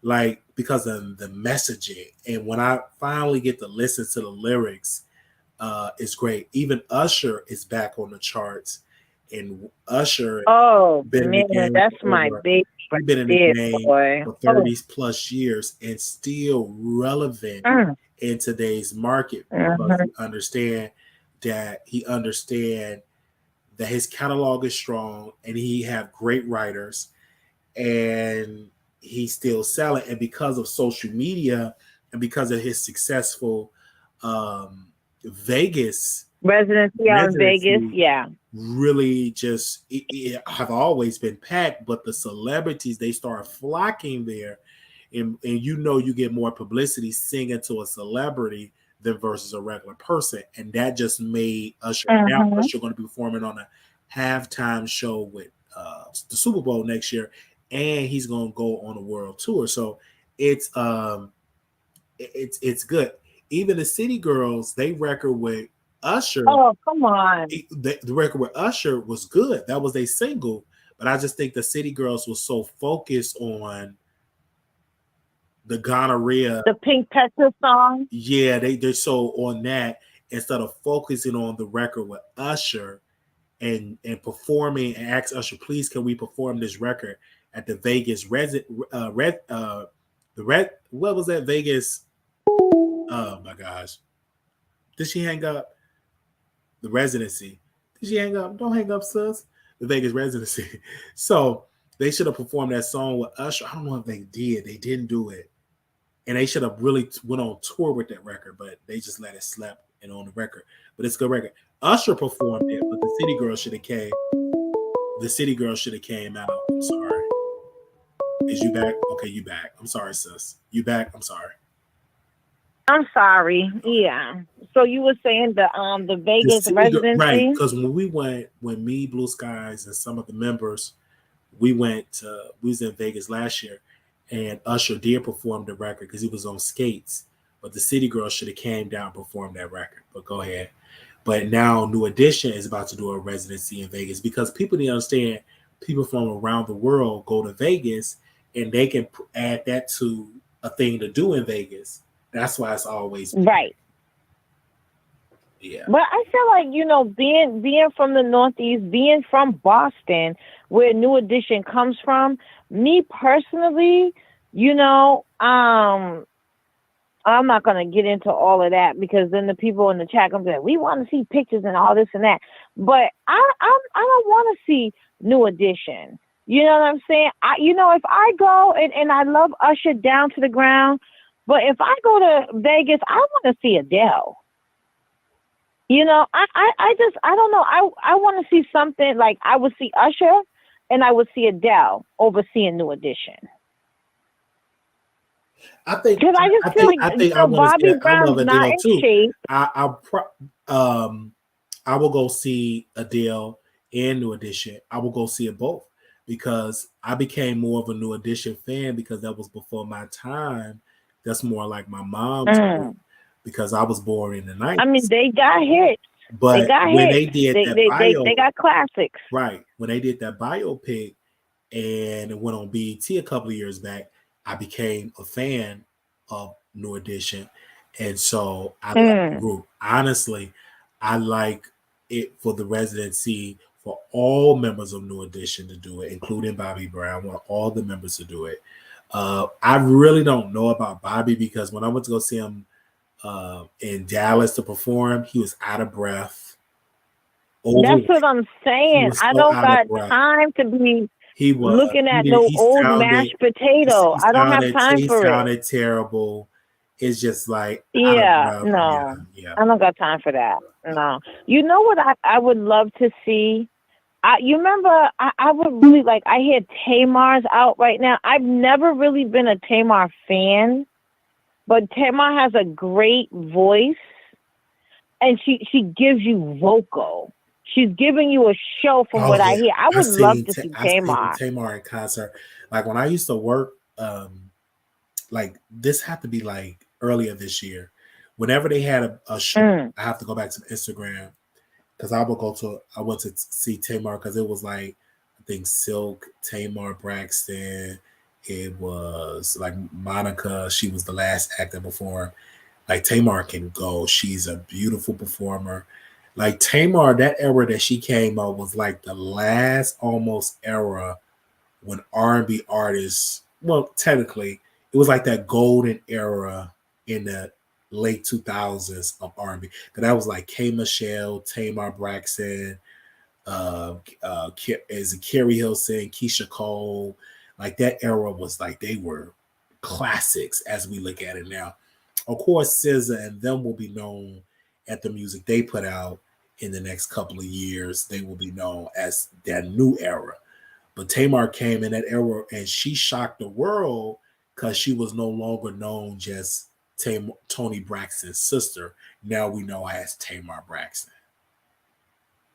Because of one time. And you know what? Let me tell you something. Toni Braxton, to me, timeless. She just got, there's some hits that Toni Braxton has, like You Mean the World to Me. That is my song. I don't care where we're at, what we're doing. When that song comes on, it just puts me in a mood, a zone of, it just makes me feel good. You know what I'm saying? It's just songs that Toni Braxton has for me that makes me a Toni Braxton fan. And I feel like for Tamar, I can't really say that, but I know she has vocals. I know she has a voice. She came in at that point in that era, but I can't think of any songs that Tamar has. What, And I Tamar? know she has songs, but there's nothing that sticks to me. Oh, white candles, white candles, white candles. No, I don't want to hear about no white candles, girl. No, Um, no. Give me uh, something else, please. Fast forward. See, if that was her album, I'd shut it off and move on. I can't do it. What else is there? Has to be something else. um, oh man, you don't like Tamar? See, now you got me going back to Tony. He wasn't man enough for me. Why are you with him? You know what I'm saying? Like Tony just gives you what you want. You know what I'm saying? 7 whole days, woo, without a word from you. Like Tony, I could just go on and on and on, honey. Tamar, I don't know. It hurts you so. Eh, uh, What? I just for like copyright Wiley, purposes. come on now. I mean, No, Tamar's just you not. can't compare like Mm-mm.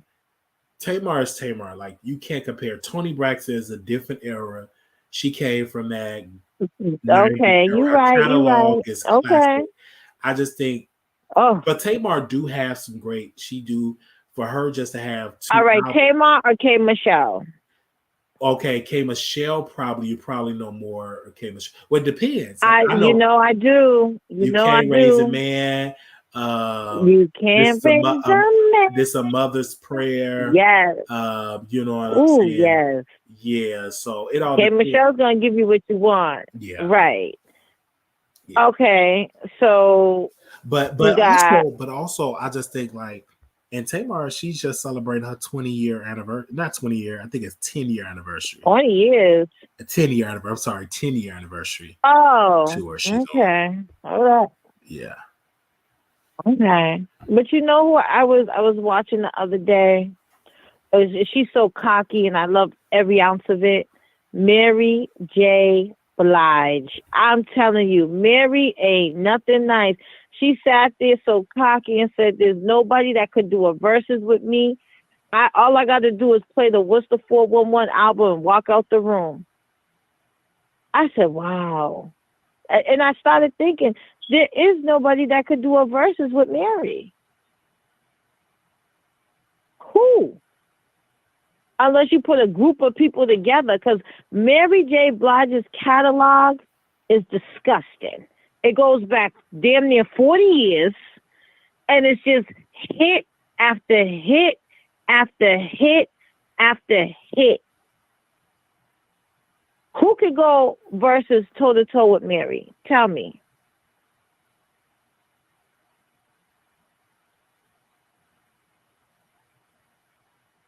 Are there crickets? Are you still there?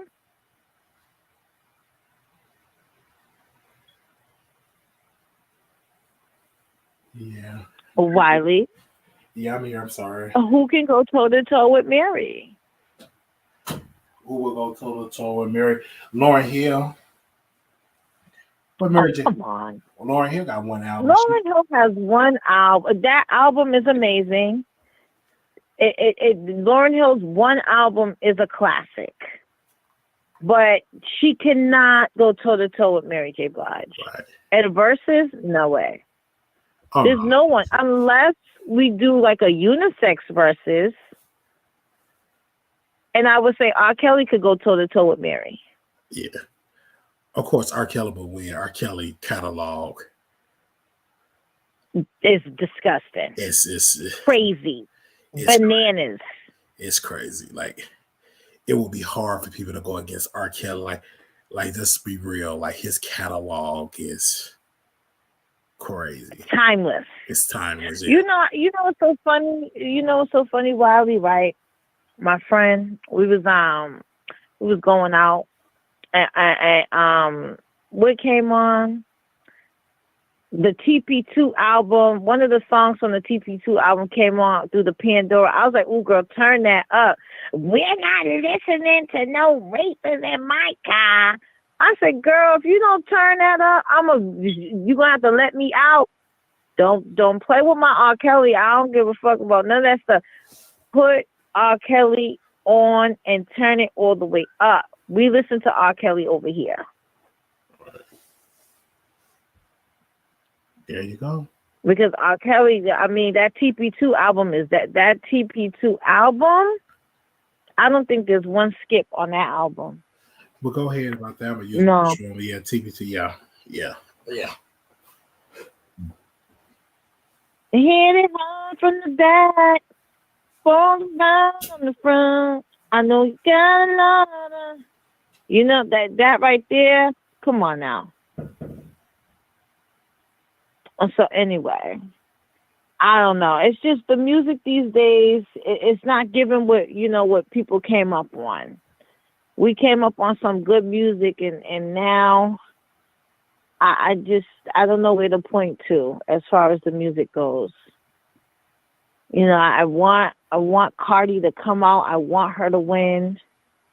I'm rooting for Cardi. I really am.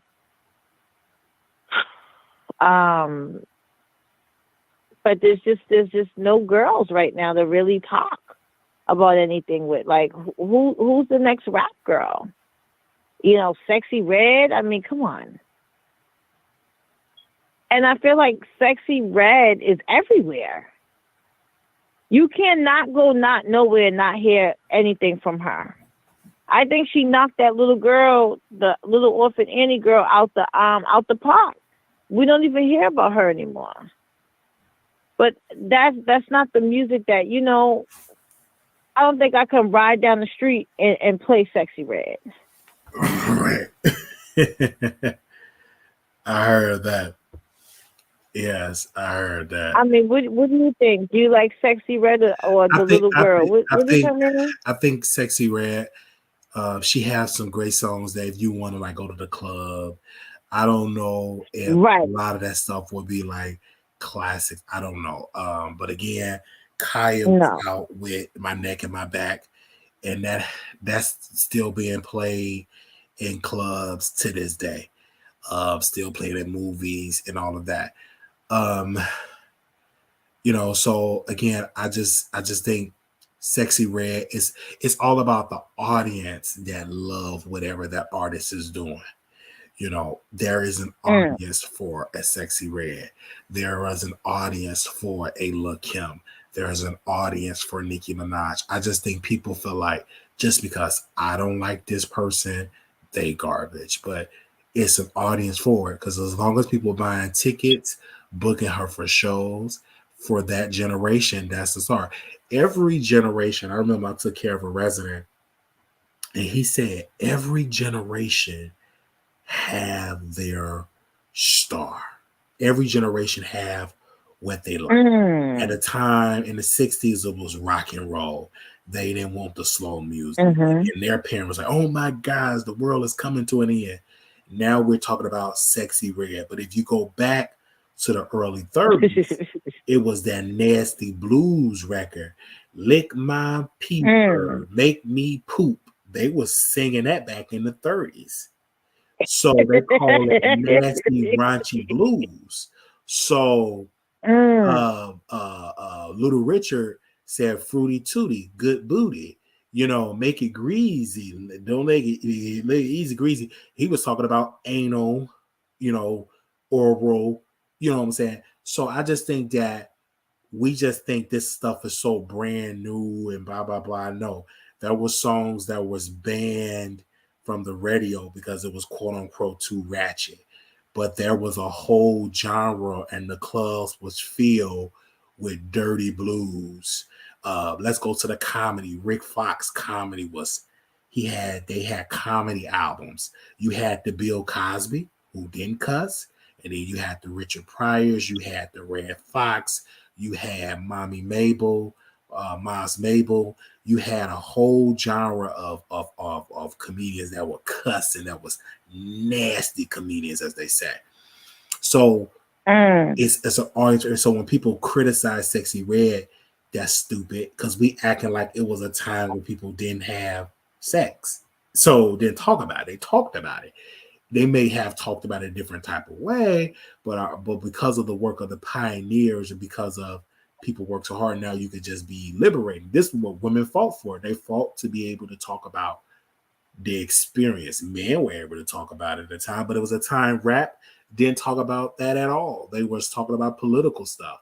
It all changes. But again, this generation, like Sexy Red, it's a generation like Ice Spice. I mean, I feel like when But you even, go into, I'm sorry, go ahead. no, I'm gonna say when Lil Kim came out with her album, Hardcore, it was a whole show. Oh my gosh, what women would do this? This is crazy.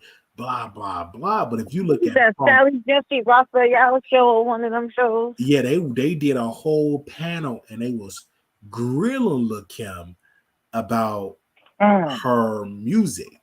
And Lil Kim is going down in history as one of the icons of music, right? But when she came out, it was a sector of people, of society, mainstream society, she making women look bad. She's pushing women back. This is not good for people, children.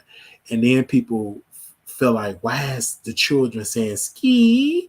Because we living in a world where technology is, back in the day, your mom or your grandmother could hide you from listening to the albums. Like you couldn't get access unless you sneak and put in the record player. Like you really had to do it when mama was gone. But now, if you got a phone, you go outside, it's everywhere, so it's we have the internet. But I don't want people to come down at Sexy Red because, again, she worked hard for what she have, and her music is for her generation. And I just think for us that's a little older, we may look at it but when a lot of us was dancing to Lil Kim, to Kaya, so why are we criticizing Sexy Red? What is so different from Sexy Red than when Kaya put out, or when Lil Kim said, "I used to be scared from but I put lips to." Now I throw lips to the handle it like a real have the hunter, Janet Jackson, so, take me in the. So even though you get bars, but she was being nasty. So I just think that we want people to wear long skirts, sing Negro spirituals. But come on now. Then, but if you want to listen to a person with Negro spirituals, that clean music, we got clean artists. So I just think people, what they want is they trying to force everybody to change to something that you ain't even listening to. Where's all the conscious rap? They out there on Spotify. It's plenty conscious rap out there. Go listen to. The problem is that you're not going to see that in your algorithm because all you are listening to is the ratchetness. The algorithm only give you your time is what you clicking on and liking. As more you keep clicking and watching and keep spending time watching that, guess what YouTube, Facebook, and Spotify gonna keep recommending you? That related content. They're not gonna give you something that you're not watching. That hurts their bottom line. They have this to a site. Whatever you watching, even grocery stores back in the day, they had an algorithm. Whatever people was watching, okay, mothers, we can kind of guess when they about to get pregnant, and we will put baby stuff around that certain time. This before technology came out. They put it down to science. Now you got Google. Whatever you Google, that's why you could be talking about pants and shorts and Fashion Over. You look at your phone, right up. Pop right up because the system, everything got a microphone. AI is real. AI been out since we had internet. So it's just now they calling it AI, but it been out. This is true. I would prefer, honestly, I would prefer Sexy Red over Ice Spice, for sure. I feel like if you're in the club, it's been a long time since I've been down the Pookie's in the hole in the wall, down at the corner, the corner bar. You know what I'm saying? It's been a long time since I've been in that type of environment. We working, Wiley. We busting doubles around here. You know what I'm saying? So we don't have time to be down at Pookie's and Daryl's, corner hole. But I'm pretty sure, at the clubs, the ratchet clubs and those, the mixed Caucasian and black clubs, Sexy Red, the ski is what it is right now. You're not hearing, in the deli, shaking my deli and all that in the deli. You're not hearing that. People, that's not relatable. Ski, when you see me and you're trying to, like, people are into that. That's relatable, because you're going to want to see somebody and say, what's up? You know what I mean? You're not going to be in the deli shaking in the deli. Like, no. So what I'm saying is, check on my prescription. Sexy Red came in and just wiped that girl off the map. I mean, she's still around. She still has her deal. We just seen her the other day, dressed up in a Halloween costume, singing her song, trying to, jump back into the algorithm and make a comeback. But it didn't last but for 2 days. Sexy Red is here to stay because this girl keeps trying to jump back in and nothing's happening for her. Nothing. She had a song with that guy that didn't hit. She came out as Betty Boop. That didn't hit. But Sexy Red is still barefoot, pregnant, with all her chains on, with the money phone to her ear, and still making it happen. No. So Sexy Red's here to stay. Yeah. No. She's definitely here to stay. I see Sexy Red here. I'm not going to say, I'm not going to throw, football numbers out, but I'll say the next year or two, I see Sexy Red more than I see Ice Spice. Now, would you give your crown temporarily to Sexy Red if Nicki's album flops? No, not until she get an album out. Oh, Sexy Red don't have an album, huh? That's what I'm saying, until she have an album. She doesn't. Who was that just dropped the album? I feel like, was it Suki? One of them girls got an album. But I feel like, even though Sexy Red and Suki Hana are very friends, it seems, she came and took her spot. Because, Suki was the one that was ratchet and ghetto and, before Sexy, and we don't really hear about I think also it's just, you understand, whatever's popping, it's a trend. It's a trend with Sukiana and them. They want to make the type of music. And Sukiana got Casamigos, something like that. Great Jamaican beat, Afro beat, song. And it went nowhere. Because one, she didn't promote it. Number two, all pretty much more publicity is ratchet type of music. There's nothing wrong with that. The thing is, but then also you flip from that, you got Korean, they call it K-pop. It's Korean people from South Korea. Oh yeah. They have that. They doing it. The Korean people have studied black sound to science, and they sing better than some black artists, right? Because they study our music, they listen to it, they play it to science. It's some Korean gospel choirs. Type it in the chat. Really? They sing better than some your average black choir. Because that's how powerful our sound is. We have always had people taking our sound, right, and making it more worldwide spread. So that's what people do. But it's because of systemic racism of that, how a lot of our artists don't get the same support that some of our black artists get. But at the end of the day, there's so much music now. And the beauty for me, I can go on Spotify, whatever I want to listen to, I buy, and I have in my phone. And then a lot of artists now, because vinyls are back, everybody like a vinyl. Half of the people just buy the vinyl just to put it in their home.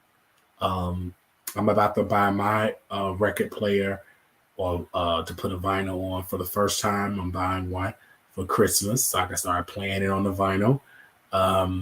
We bringing that back. That's a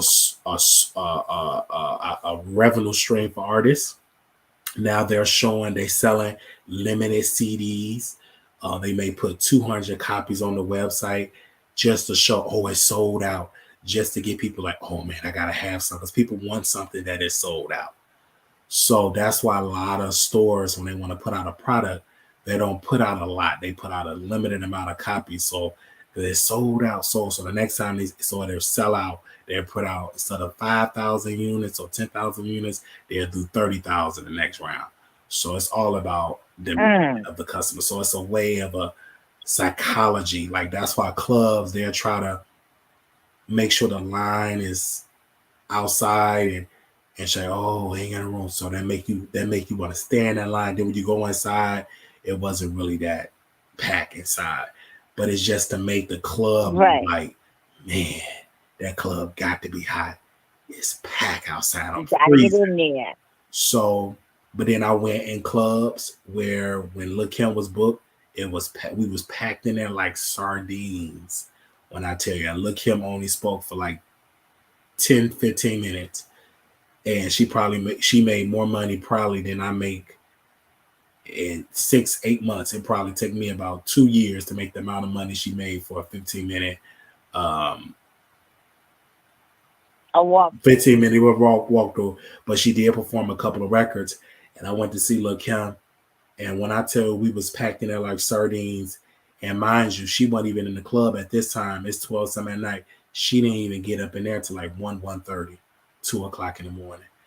She said, I'm gonna come down there and party with y'all. And I really thought she was gonna, because I was naive.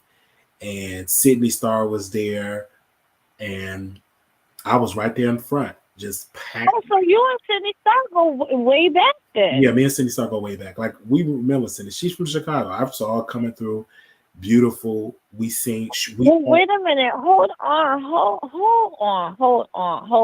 Not to change the subject completely. Mm-hmm. But I have to ask this question, and then we could jump right back if you like. So I was watching something with Sidney Starr. Now that you say you guys go way back, and she said that she did the whole O.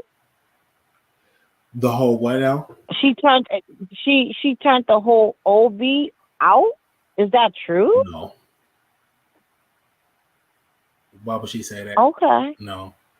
Yeah, she said that on what's his name? The guy that lets his wife do the big BBCs. Oh yeah, Sidney Starr always say that. But again, yeah, she always say that. She always say what she did. She always over. Is she not afraid? Like I would be so afraid to. She say something like, for clickbait. Oh, okay.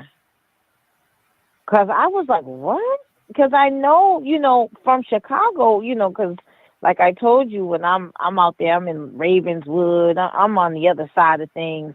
But for her to be from Chicago and say something like that and then be back and forth frequently, is she not afraid? No, she don't really go to Chicago, like go out to stuff in Chicago like that. She mainly, only time you'll see Sidney Starr out is like if some celebrities in town. She'll try to usher in with the promoters or people at the door. Hey, y'all, I'm from Zeus. I'm from Baddies. Let me in. Right. Okay. So she's not on the South Side.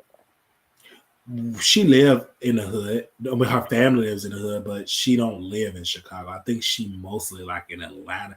Actually, Sidney Starr be everywhere, but mainly she spent a lot of time in Atlanta and LA. But she don't live in Chicago. Okay. And if she do, she like low. So she's not. So she's talking about the O, but she don't be over there. No, she don't be in O. She needs to stop that. Like that. Okay. Okay. Sorry. Back to a regularly scheduled program. Yeah.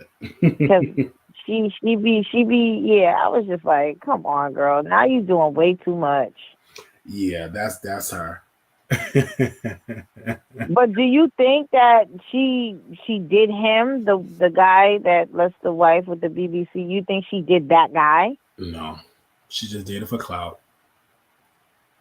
Okay. And then she's the original liar because she lies so much. You don't know if it's You're real or so not real. crazy. Why you call Sidney Star the original liar, But she is the Wiley? original liar because she lied on Chingy and destroyed that man's career. Oh, And yes. then years later, she come out and say, "Oh, I didn't do that. I'm sorry." I remember she ruined his life, She did. his whole career. Yes. I forgot about him. Oh, man. I remember that. That was crazy. Oh, my God. Oh, my God. I remember that. How long ago was that, Wiley? Like, what, 10 years, That 15 was years ago? almost over 10 years ago. Yeah. Oh, so Sidney Star been around a long time. Wow. Well, I feel like I just saw Chingy somewhere. Where did we see him at? Where was he at? He was outside somewhere. Was it the award show or something?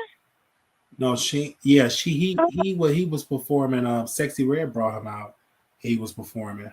Oh, okay, yeah, okay. Because I'm like, I seen him somewhere. All right, so he's trying to make a comeback. Yeah, As he should, you know? I mean, as he should. That's a damn shame.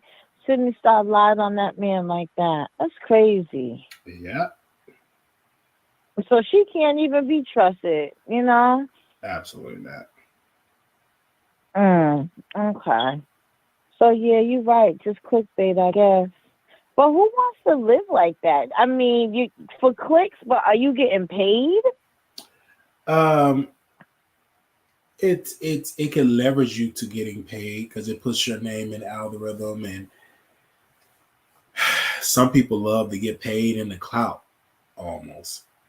But I'm not gonna try to talk down against Sydney Star relationships that she garnered because she was on television. Uh, Lee Daniels put But didn't Natalie Nunn kick her off of Baddies? She got kicked out of Baddies, didn't she? either Natalie kicked her out of Baddies or she ran her course out of Baddies because maybe they didn't want to, you know, what Sydney Star have to deal with, she's still trans.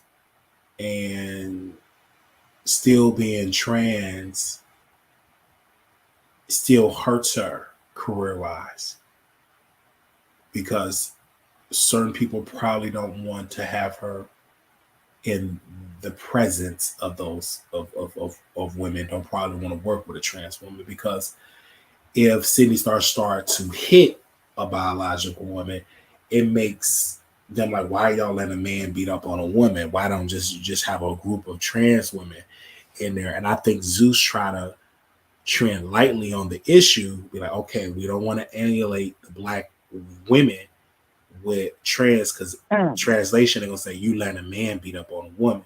Because I remember which for the love of chance, they had Mangina.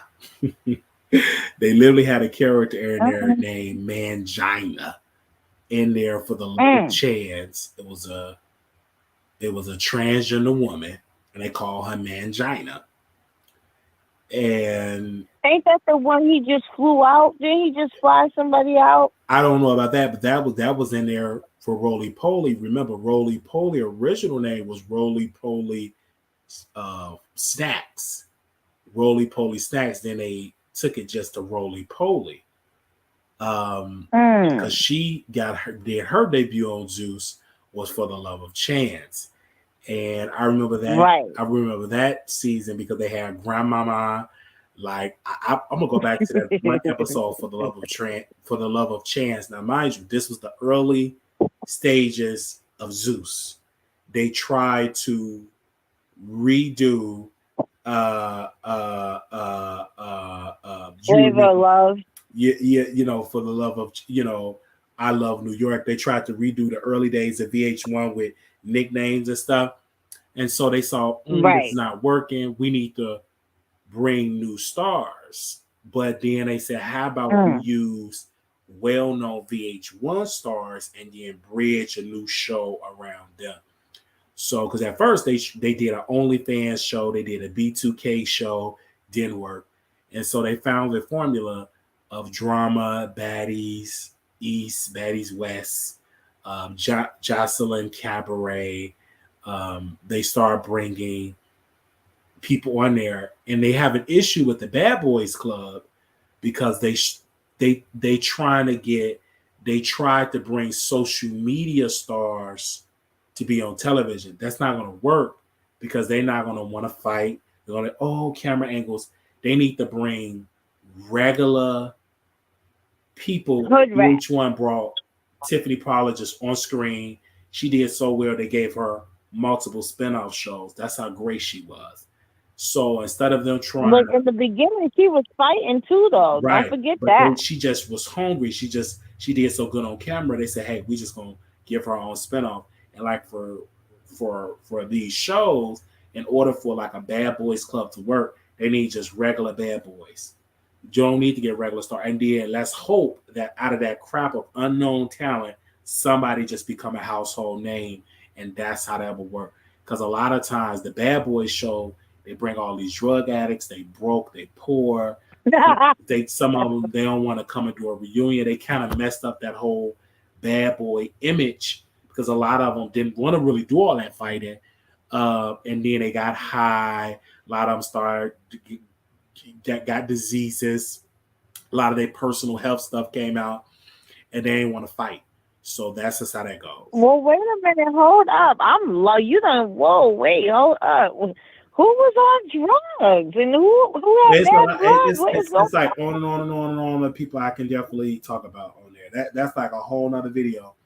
But we'll talk about it. Okay. Well, we'll get into that another time. Yeah, we'll definitely talk about that again. But thank you so much for coming on. All right, baby. All right. Love y'all. This was good. Pretty said, what time is your flight? Soon. Well, it ain't soon, but it's today. I'm going to get up and do it. Because I got to get up and do my show. Thank you all so very much. Little black boy, you beautiful. Little black girl, you are enough. One times get hard. Always remember to put God first. Thank y'all so very much. I'm going to go pack. And I will see you all in Dallas. Love you all.